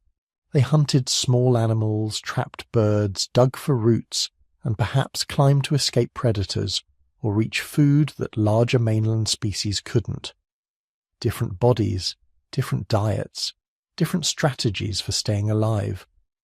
What kept them mostly apart were the same forces that shaped them: geography, climate, distance, and time. Sea levels were lower than today, but there were still deep channels of ocean that no one could simply walk across. Wallace's line, the invisible boundary separating the animal worlds of Asia and Australia, remained a serious barrier. It held Luzonensis and Floresiensis in their island laboratories, while the mainland continents played out their own experiments. Mountain ranges divided populations, deserts waxed and waned, sometimes sealing regions off for thousands of years. When ice sheets advanced, they pushed people south, into refuges where isolated groups could spend many generations evolving in relative genetic solitude. In those long, quiet stretches, cultures deepened along local lines. Tool styles drifted. Languages, if we could hear them, would have split and branched. Myths and rituals would have become more specific, more rooted to local animals, local rivers, local stones. But the climate of the late Pleistocene was never truly stable. Glaciers advanced and retreated in slow, uneven pulses. Rain belts shifted north and south. Forests expanded, then shrank back. Grasslands opened like temporary highways, then closed again behind the advancing trees. Every time conditions changed, corridors opened. A desert that had once been impassable might bloom for a few thousand years, dotted with lakes and rivers. A mountain pass could become more accessible as glaciers melted. A coastline might extend as sea levels dropped, linking regions that had been separate. When that happened, human groups moved. Some followed the herds. Some tracked plant communities they knew how to exploit. Some probably just wandered, pushed by curiosity, pressure from neighbours, or the slow drift of generations. And when different kinds of humans met, the encounters could have taken many forms. We know from DNA that they didn't just glare at each other across valleys and then vanish. They interbred, more than once, in more than one place. Picture a narrow river valley in the Levant somewhere between Africa and Eurasia. It's a crossroads, a place where climates overlap and roots converge. Modern humans pushing out of Africa in small groups encounter Neanderthals who have known these hills for hundreds of thousands of years. What did they see? Strangers who looked almost like them, but not quite. Broad faces, stockier builds, different postures, different gestures, different languages, different toolkits laid out beside the fire. We don't know if those first meetings were peaceful, fearful, or violent. They were probably all of those at different times. Some ended badly. Some led to shared campsites, exchanged mates, and children who carried a blend of genomes and traditions. Now imagine a windswept plateau in Central Asia, 40,000 or 50,000 years ago. A small band of Denisovans with their local ways encounters a group of modern humans following the same game herds. The Denisovans know the land, the weather, the subtle seasonal signs. The newcomers carry new kinds of tools, perhaps different ways of working stone, new traps or projectiles. Again, sometimes conflict, sometimes exchange, sometimes both. The archaeological record hints at these differences. Neanderthals in Europe used heavy-duty stone tools and hafted spears. They made glue from birch bark, a process that requires controlled, low-oxygen heating, essentially an early form of chemistry. Their sites show evidence of organized living spaces, areas for butchering, for tool-making, for sleeping. There are pigments, beads, and possible engravings that suggest aesthetic or symbolic behavior. Contemporary modern humans in Africa and soon after in Eurasia were starting to use more diverse toolkits: blades, microliths, bone, and antler points. They made composite tools with multiple small pieces. They began crafting personal ornaments, shell beads, carved objects, on a larger scale. In some places they painted on cave walls or engraved designs into ochre and bone. Denisovan material culture is harder to see directly, but the few artifacts from Denisova Cave include finely made ornaments and tools that wouldn't be out of place in an early modern human site. If the dragon man and related fossils are Denisovan, their large brains suggest cognitive capacities similar to ours in Neanderthals. Island humans like Floresiensis and Luzonensis left simpler stone tools. But simple doesn't mean primitive in the sense of intelligence. Island life favours efficiency over variety. A few reliable tool types used well can be enough. Across all these groups, technological and cultural differences were real, but they were differences within a shared basic pattern. Small, cooperative bands, using fire, tools, and social knowledge to make a living in difficult environments. The climate acted like a slow cosmic metronome, setting the tempo of contact. When ice advanced, human habitats shrank into scattered refuges, isolating species and populations. When ice retreated, steppe and grasslands spread, and those refugees spilled their people back into newly open lands. Waves of expansion, pauses of isolation, then new waves again. Over thousands of years, those pulses gave us the genetic record we see today.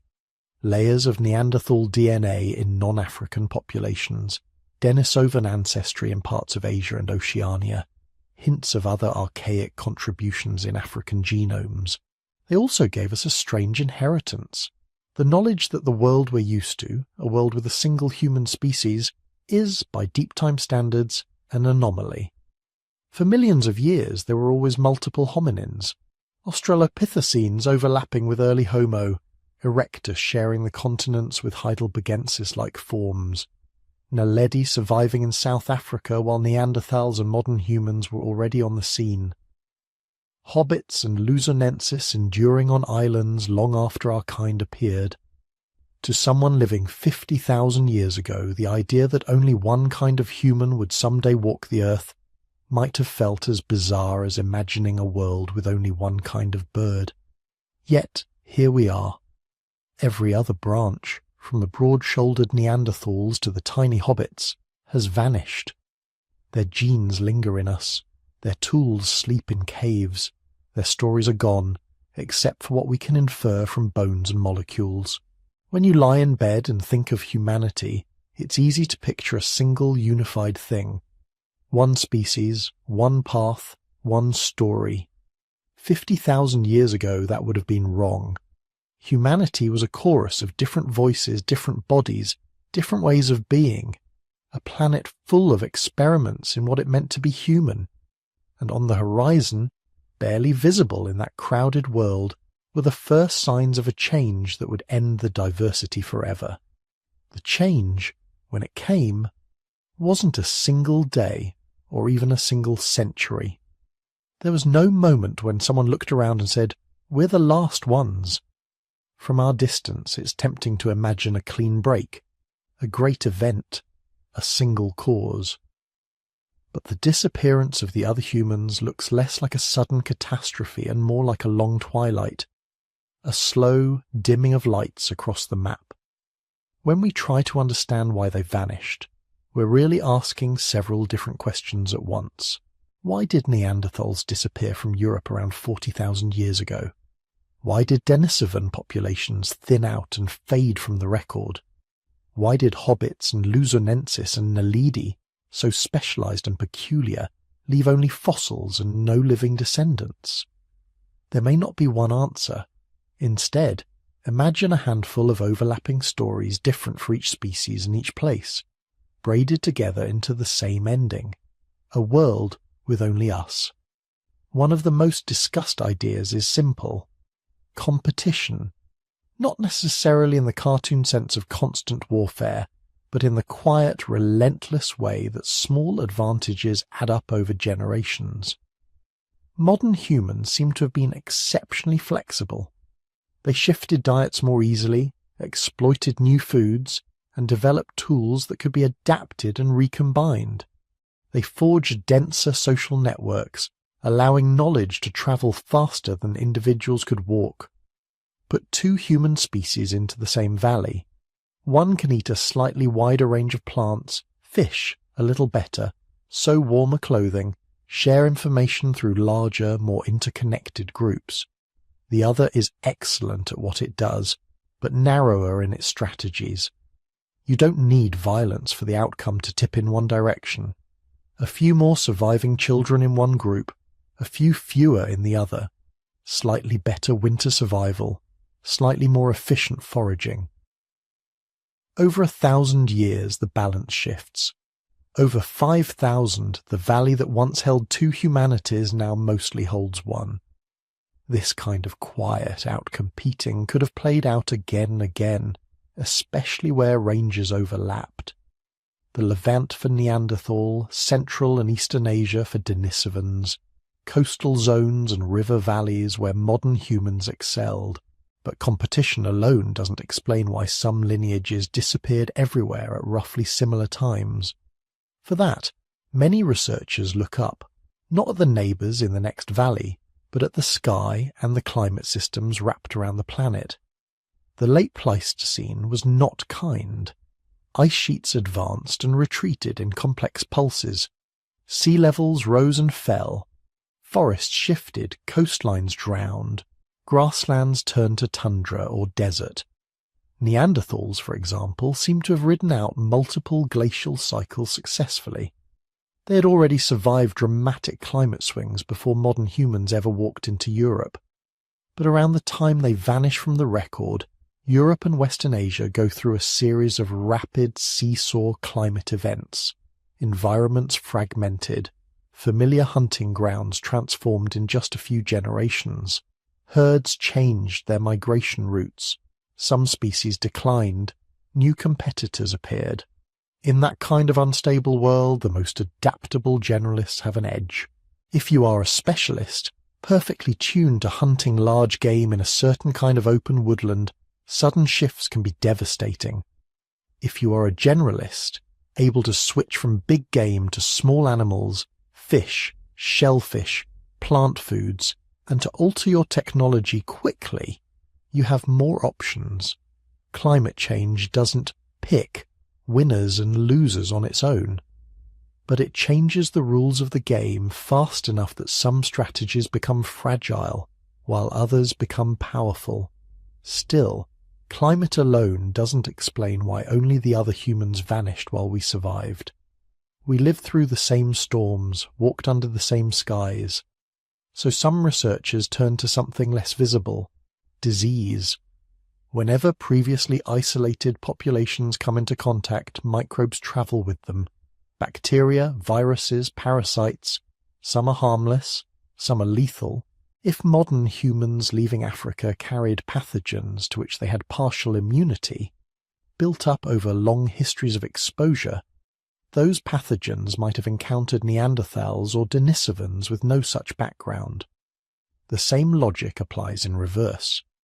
Eurasian populations might have harboured diseases dangerous to newcomers from Africa. We know what this kind of encounter can do on shorter timescales.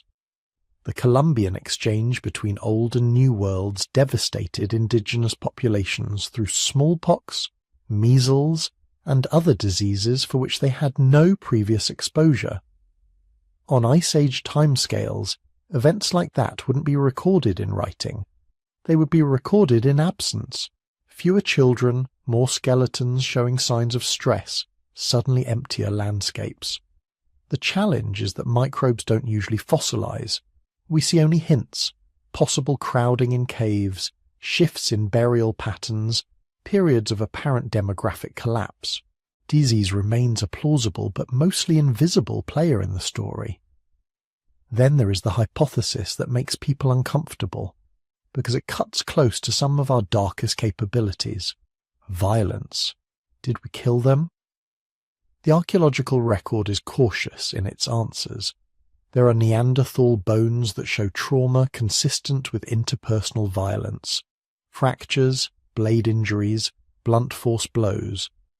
But humans of all kinds, including our own ancestors, show similar patterns. Hunter-gatherer life carried plenty of risks even without organised warfare. There is no clear layer in the ground where Neanderthal skeletons suddenly appear hacked to pieces by modern human blades. No caves filled with massacred Denisovans and Sapiens weapons lying beside them. What we do see are scattered hints. Weapons capable of long-distance killing, strategic occupation of key resources, and the simple fact that wherever modern humans appear in force, other large animals, including megafauna, often decline rapidly. It's possible that conflict between human groups did sometimes end in extirpation. One group driven out of a region entirely, its survivors absorbed or scattered.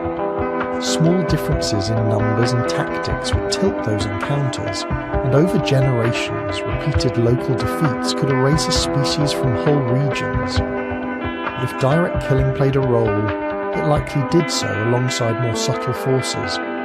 Pressure on prey species, disrupted migration routes, loss of critical refuges. Against this darker picture stands another surprisingly gentle explanation: absorption. We know from our own DNA that extinction for some groups was not a hard border, but a gradual blending. Neanderthals didn't simply vanish into the cold night. A few % of their genome survives in most people outside Africa. Denisovan DNA threads through populations from Siberia to Melanesia. In this view, some branches of the human family didn't end so much as dissolve into others. Small bands facing shrinking habitats or declining numbers might have joined neighbouring sapiens groups. Mating, child-rearing and shared life would have woven their lineages into ours. From the ground, nothing about this would have looked like extinction. It would have looked like marriages, alliances, captives adopted into new families, children learning slightly different words for the same fire and sky. When their last distinct language died, when no one remembered the old names for rivers and stars, the separate identity would be gone. But their genes, their somebodies, would still be here, in cheekbones, immune systems, altitude adaptations, ways our bodies handle fat and cold and sunlight. So which of these stories is true? Probably all of them, in different places and at different times. Neanderthals in Iberia, cut off on a southwestern peninsula as climates swung and seas rose, may have experienced one kind of decline: fragmenting habitat, dwindling numbers, occasional interbreeding with incoming sapiens, maybe local conflict. Denisovan populations stretched across Asia might have met a mosaic of fates. Some absorbed into waves of modern humans, some trapped in shrinking refuges, some squeezed out by changing forests and shifting rivers. Island species like Floresiensis and Luzonensis were always walking a tightrope. A small sea level rise, a storm surge, a volcanic eruption, or the arrival of more numerous technologically flexible sapiens could have been enough to destabilize their delicate island economies. For them, climate, chance catastrophe, and competition may have combined in different proportions than on the continents. Naledi may have been vulnerable in yet another way, a highly localized population relying on specific cave systems and surrounding habitats. A regional ecological shift or encroachment by expanding sapiens groups might have tipped them into a demographic spiral too steep to reverse. When you put it all together, the Great Vanishing looks less like a single mystery with one hidden key, and more like a pattern that emerges when several forces reinforce each other. Climate made the world more unstable. Competition rewarded flexibility and large, interconnected social networks. Disease may have quietly punished the more isolated. Violence, when it occurred, sped up the replacement of one group by another. Interbreeding blurred boundaries until some lineages no longer stood apart at all. If you could stand on a mountaintop 40,000 years ago and watch the centuries flow past like clouds, you'd see the lights of other humanities flickering, moving, thinning and merging. Valleys that once echoed with Neanderthal voices slowly filled with the languages of sapiens. Island paths trodden by hobbit feet grew over with forests, then were crossed by new feet, speaking new words. The world did not wake up one morning to find a single human species where there had been many. It drifted there, slowly, one lost valley, one forgotten band, one final child of a separate lineage at a time, until all the surviving threads of humanity were woven into us. If that's how they disappeared on the outside, the story inside us is stranger, because the other humans did not all vanish cleanly. A few of them stayed, not as skeletons in caves, but as instructions written deep in our cells. To see them, you have to look at something that doesn't fossilize. DNA. When scientists talk about ancient DNA, they're talking about molecules that should not still exist. After death, heat, water, and time tear DNA into fragments. Bacteria chew it up, radiation snaps it. After a few thousand years in most environments, the script is shredded into tatters.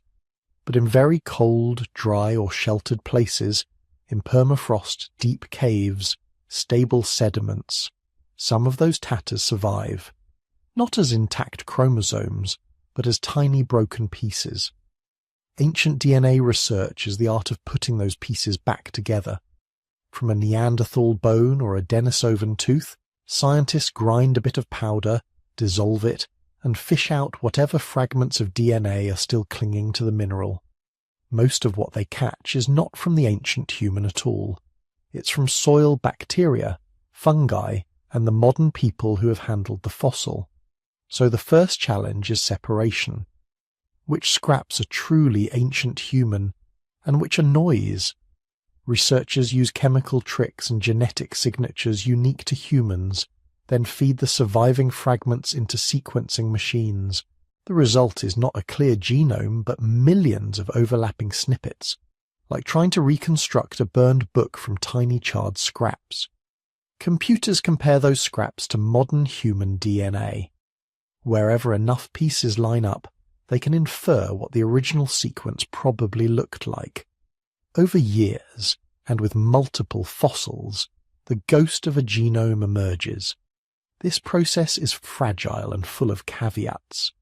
Warm climates destroy DNA quickly, so we have far more genetic data from Neanderthals in cold Eurasian caves than from early humans in hot African environments. Many extinct species may have left no recoverable DNA at all.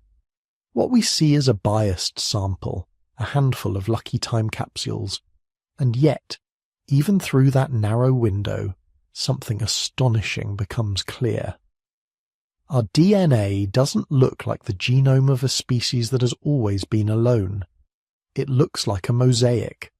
For people whose ancestry lies outside of Africa, about 1 to 2% of their DNA comes from Neanderthals. For some populations in Asia and Oceania, another few percent comes from Denisovans. People with primarily African ancestry carry far less Neanderthal and Denisovan DNA, but even in Africa, traces of ancient interbreeding events are beginning to appear, probably from back migration and from other unknown archaic humans. That might sound small, but spread across a whole genome, it's immense. Millions of letters of code, thousands of genes, an invisible archive of encounters that no one wrote down. And some of those borrowed genes are not quiet passengers, they are still doing work. From Neanderthals, many modern humans inherited tweaks to the immune system. Some of the best study are in the HLA region, genes that help your body recognize and respond to pathogens. Certain HLA variants in Europeans and Asians look almost identical to the Neanderthal versions, reconstructed from ancient bones. These alleles may have helped our ancestors face Eurasian bacteria, viruses, and parasites that African populations had never encountered. Imagine walking into Ice Age Europe. New animals, new soils, new diseases flung through the air on winter winds. If a Neanderthal-adapted immune variant made you slightly better at surviving local infections, your children were more likely to live. Over generations, that once Neanderthal gene would become common in sapiens' bodies. Neanderthal DNA also touches our skin and hair.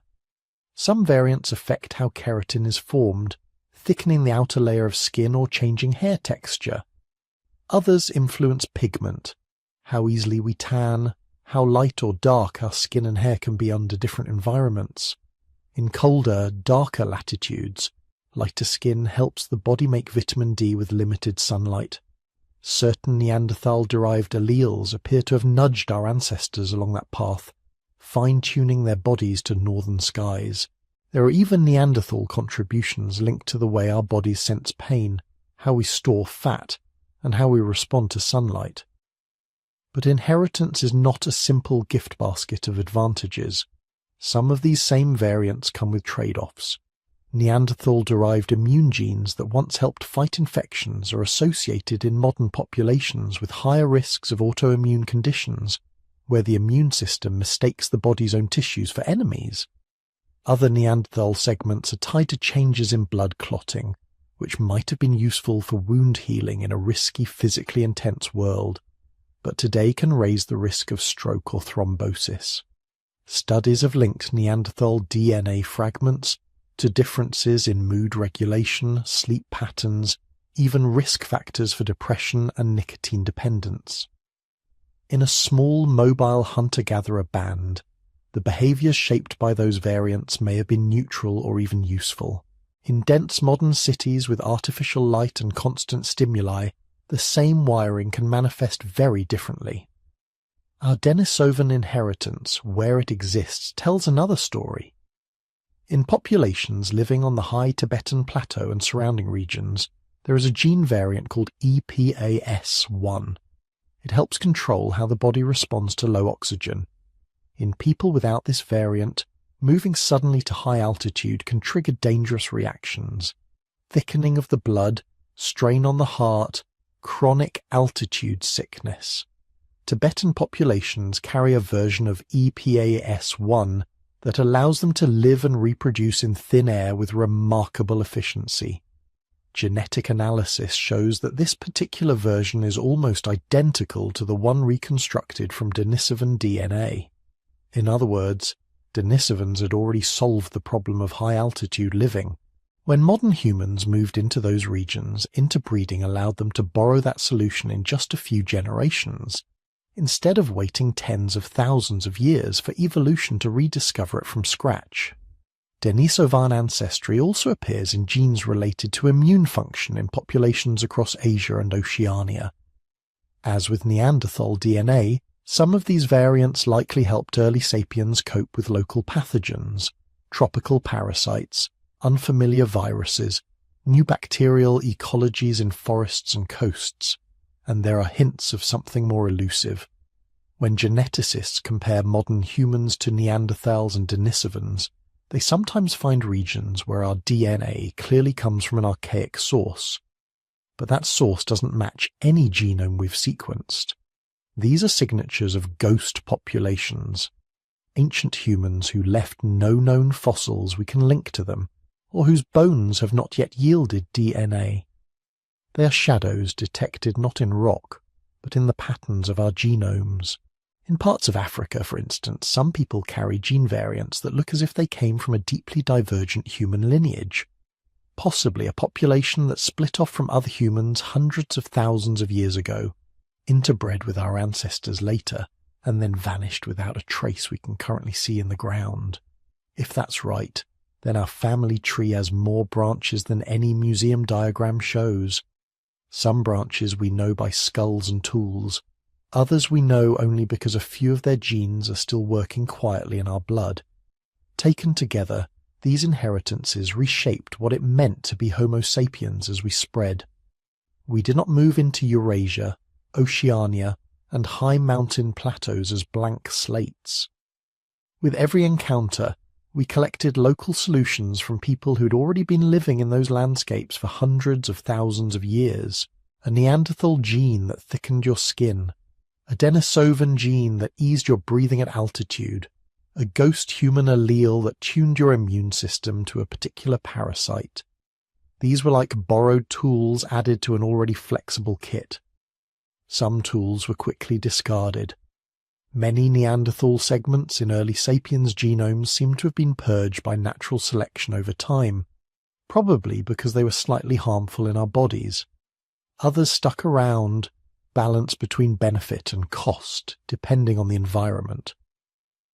From the perspective of medicine, this mosaic matters. When researchers map the genome regions associated with modern diseases, autoimmune disorders, metabolic conditions, mood disorders, they sometimes find that the risk-raising variant is of Neanderthal origin. This doesn't mean Neanderthals caused disease. It means that what once helped a body survive one kind of world can become problematic in a different one. A gene that made your blood clot faster after traumatic injury is an asset when you're hunting megafauna with stone-tipped spears. In a world of cars, airplanes, and long sedentary hours, it can contribute to heart attacks and strokes. A hyper-reactive immune system might have meant fewer fatal infections in a small band exposed to raw animal tissues and unfiltered water. Today, it may show up as asthma, allergies, or autoimmune disease. Understanding which pieces of our genome come from which ancient humans can help doctors explain why certain populations are more vulnerable or more resilient to particular conditions, and may one day guide more personalized treatments. But beyond the practical, there is something quietly profound about this genetic palimpsest. When you look at your hand in the dim light, you are not just seeing one species. You're seeing the outcome of countless meetings and minglings. Neanderthal hunters who walked under European stars, Denisovan families who breathed the thin air of ancient Tibet, unknown peoples in African valleys whose bones have turned to dust without a name. Most of what they were, their languages, their jokes, their fears, the taste of their food, the stories they told around their fires, is gone. But not everything. Some of them learned how to live with certain pathogens, certain climates, certain altitudes, and they wrote those solutions into their DNA. Later, our ancestors met them, shared lives and children, and those solutions passed quietly into us. We usually talk about them as extinct. Yet every time your immune system recognizes a threat using a gene copied from a Neanderthal, every time a Sherpa guide walks up a glacier without gasping, carried on Denisovan oxygen pathways, a small part of those other humans is still at work. They are gone as separate peoples. But the boundary between them and us is not a clean, sharp line. It is a long, blurred gradient winding back through time, in which many different kinds of humans lent each other pieces of themselves. We are the only human species left with a voice, but in the depths of our genomes, the dead are still whispering. So if we are mosaics of many humans, why are we the only ones left? What, if anything, made Homo sapiens different enough that our branch survived while all the others faded into memory and bone? Scientists have been arguing about that for decades. Nobody agrees completely.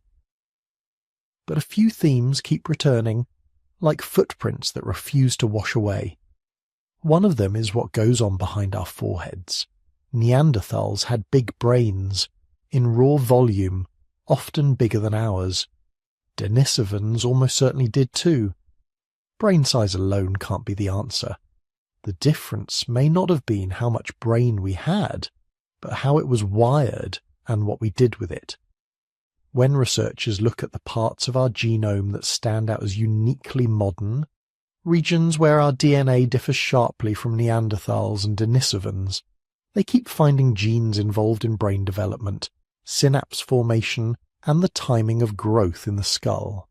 It's as if, after hundreds of thousands of years of shared evolution, something subtle shifted in how our brains organize themselves, not just more thinking, different thinking. One idea is that Homo sapiens crossed a kind of cognitive threshold that the others only approached, a tipping point where imagination, planning, and social intuition intertwined in a new way. We began not just to remember the past and react to the present, but to simulate elaborate futures, to juggle what-ifs, to mentally model other people's thoughts and intentions with unusual precision. This is sometimes called the cognitive revolution. But revolutions in evolution are rarely sudden. It was probably a long, uneven process, building on foundations our cousins also shared. Neanderthals could plan hunts, bury their dead, and perhaps even decorate their bodies. Denisovans navigated seas and high mountains. Still, sometime between about 200,000 and 50,000 years ago, something in the Homo sapiens line seems to have snapped into a new configuration. Art begins to bloom. Beads, carved figurines, engraved ochre, musical instruments. We see standardized tools made from bone and antler, complex hunting strategies, long-distance trade in materials like obsidian and shells. The archaeological record starts to look less like survival and more like culture. At the heart of this, many researchers place language. All humans today speak, not just in simple calls, but in layered, structured, infinitely flexible systems of symbols. We combine sounds into words, words into sentences, sentences into stories that can travel through time. Neanderthals probably had some form of spoken language. Their vocal anatomy and genetic markers suggest they could make a range of sounds. But it's possible that Homo sapiens took language one step further into abstraction and complexity. With truly powerful language, you can do things no individual brain can manage alone. You can describe an animal migration route you saw years ago, 3 valleys away. You can teach a child how to make a trap they've never seen, for an animal they've never hunted.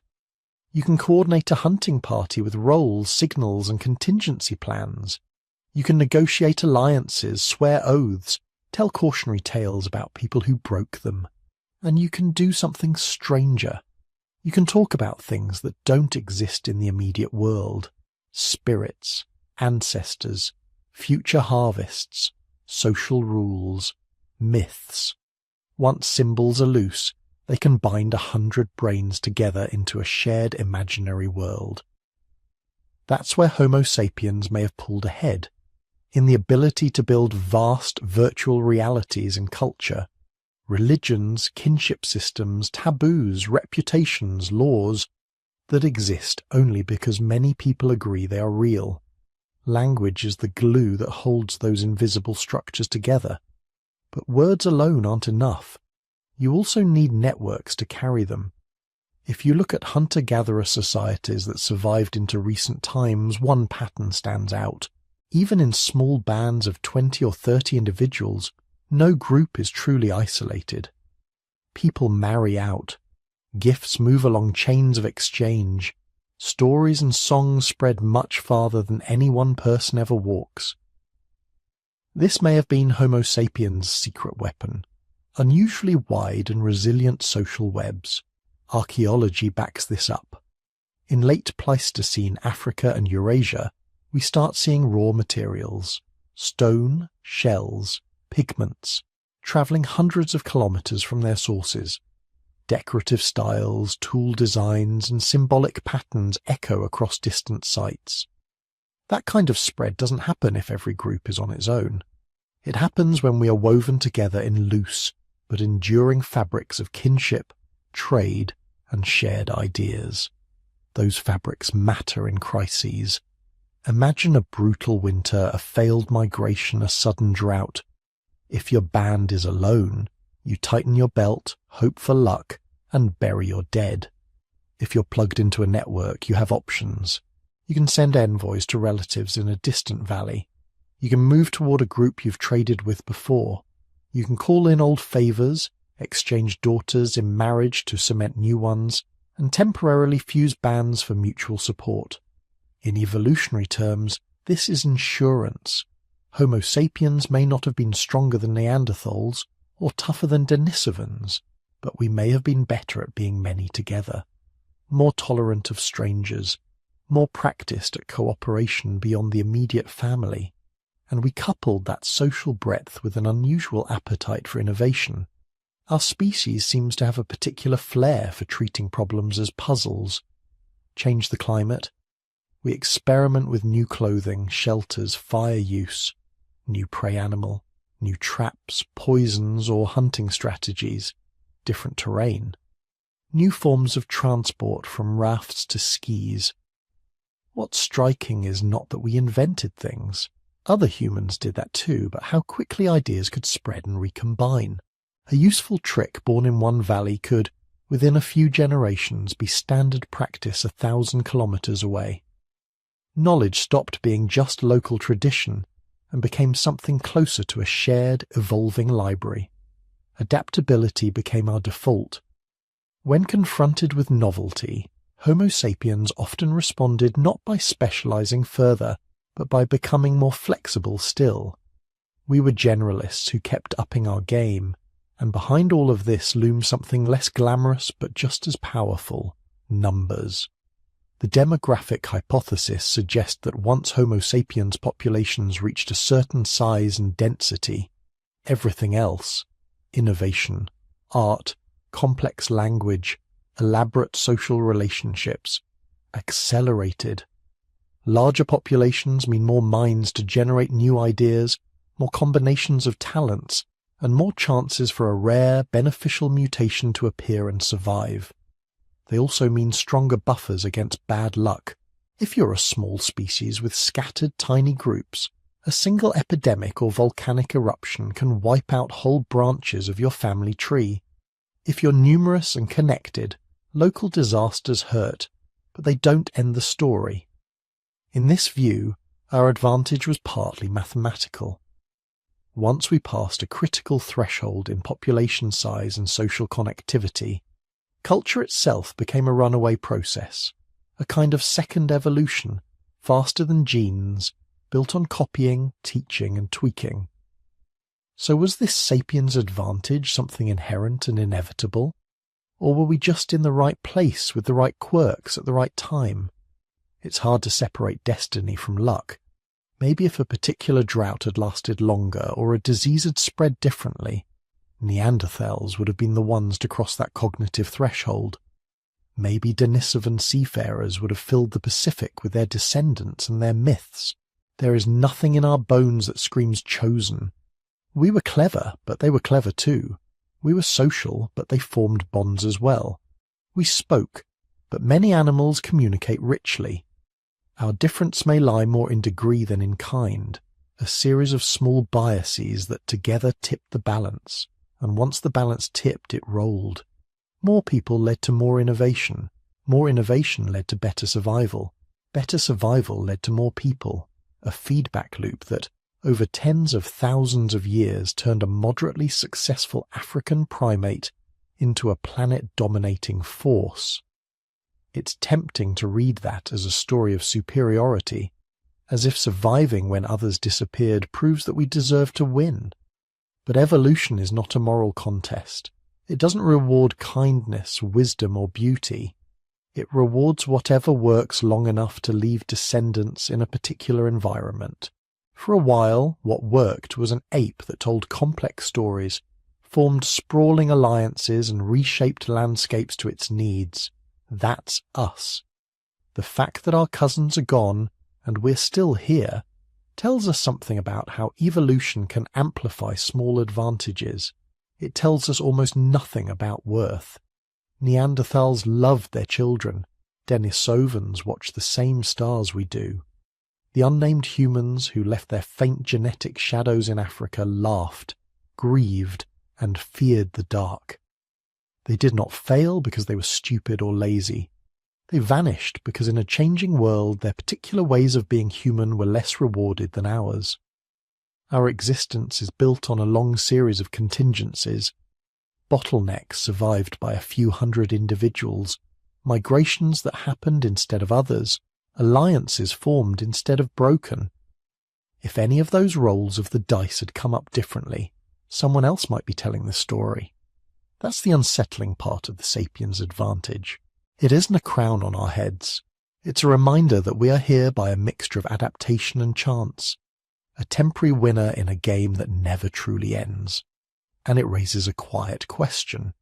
In a world we have now reshaped so profoundly, will the traits that once helped us survive, our restlessness, our appetite for growth, our power to change ecosystems, still be advantages in the long run? Or will they become our own version of Neanderthal robustness, brilliant for one kind of world, costly in another? For now, all we can say is this: we are the last human standing. But being last is not the same as being best. It is only a particular outcome, at a particular moment, in a very long story. So here we are. After a journey through a world that used to feel crowded with humans, we end in a strange kind of silence.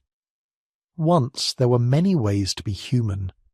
There were Neanderthals carving tools in icy valleys, shoulders thick with muscle, fires glowing at cave mouths in the long winter dark. There were Denisovan children breathing the thin air of the Tibetan plateau, their blood shaped by genes that still whisper in the veins of yak herders today. There were tiny hobbits on Flores, moving through dense forest with stone blades in their hands, telling stories we will never hear. There were shadowy hominins in African caves, in island thickets, in mountain passes, leaving only a tooth here, a finger bone there, a faint signal in our genomes. Now, when you step outside and look around, there's only one kind of human left, us, Homo sapiens. On one level, that feels like a triumph. Our branch of the tree is the one that didn't snap. We crossed deserts, oceans, ice sheets. We learned to farm, to build cities, to send machines past the orbit of Pluto. But if you sit with it for a moment, another feeling creeps in. Loneliness. For millions of years, being human was not a single thing. It was a spectrum, a cluster, a family. Different bodies, different faces, different cultures, all navigating the same planet in parallel. If you were alive 100,000 years ago, you could walk for a few weeks and meet another kind of human. Their language might sound strange. Their tools might be shaped a little differently. Their rituals might puzzle you. But you would recognize something in their eyes. They buried their dead. They shared food. They watched the sky and wondered what the lights above them meant. Now that entire dimension of experience is gone. We have fossils, stone tools, DNA sequences, and educated guesses. We can reconstruct a little of what they ate, how they hunted, where they walked. But the inner worlds of those vanished humans, their jokes, their songs, their private fears, those have dissolved completely. we did not just lose species, we lost perspectives. Imagine how differently a Neanderthal might have understood pain, strength, tenderness. What kind of myths would a Denisovan seafaring culture have woven around currents and storms and far islands? What would a Flores hobbit story about giants and spirits sound like, told from the vantage point of a child who stands barely a metre tall? We will never know. We live in a universe that, as far as we can tell, is mostly empty of minds. On this tiny blue planet, life exploded into a carnival of forms: jellyfish, redwoods, dragonflies, elephants. But only a few of those forms ever looked up and asked, "What am I?" For a brief window of time, Earth held several answers to that question at once. Now there is just ours. That doesn't make us special in any cosmic sense. It does make us precarious. When there is only one twig left on a branch, breaking it ends the story entirely. That's part of why these lost relatives matter. Not just because they are our ancestors or cousins, but because they remind us that intelligence is fragile, culture is fragile. A run of bad climate, a wave of disease, a few unlucky decisions, and a whole way of seeing the world can vanish forever. Thinking about them can change how we think about ourselves. It becomes harder to believe that history was always heading towards smartphones and skyscrapers. Harder to imagine that our particular form of society is the only one that could have emerged. We start to see Homo sapiens not as the inevitable destination, but as one experiment among many. An experiment that so far has lasted, and that raises a quiet, future-facing question. What will we do with this strange, solitary position? We carry in our bones the memory of almost losing everything, of bottlenecks where only a few hundred humans stood between survival and oblivion. We carry in our minds the power to redraw ecosystems, rewrite genomes, and alter the climate itself. We are uniquely a species that can see its own precariousness and still make choices. Will we use that to make the world more habitable for minds, including our own, or to exhaust the conditions that allowed minds to arise in the first place? Will we learn to treat our differences, language, culture, belief, not as reasons for division, but as echoes of an older truth, that there were always many ways to be human, and that diversity, even within one species, is a kind of insurance? Or will we let the same tendencies that once helped us survive, our drive to expand, to compete, to take more, turn into hazards in a world we have already filled to the edges? No one knows.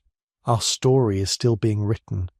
Somewhere, a child is falling asleep tonight, maybe listening to this, with a brain shaped by Neanderthal hands that once cradled an infant, with Denisovan lungs adapted long ago to thin mountain air, with African ancestors who survived droughts that could have ended everything. That child will grow up to make choices that ripple forward, the way the choices of our lost cousins ripple into us. So as you drift towards sleep, you might hold this thought gently.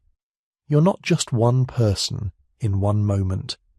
You're the living overlap of many vanished humans, the last expression, so far, of a lineage that has been stumbling, adapting, and wandering its way through deep time.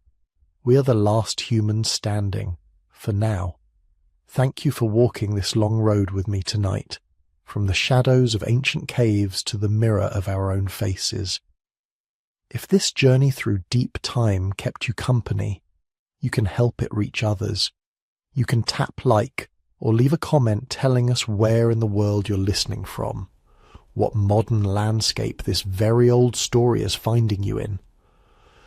If you'd like to wander through more of these quiet histories together, you can subscribe so you don't miss the next step along the trail. And if you feel moved to support this work a little more directly, there's an optional channel membership here on YouTube. It's never expected but always appreciated. For now, just rest. Let the noise of the present fade a little. and let the deep old world of our many human relatives settle around you like a distant, comforting echo. We are here because they once were. Good night.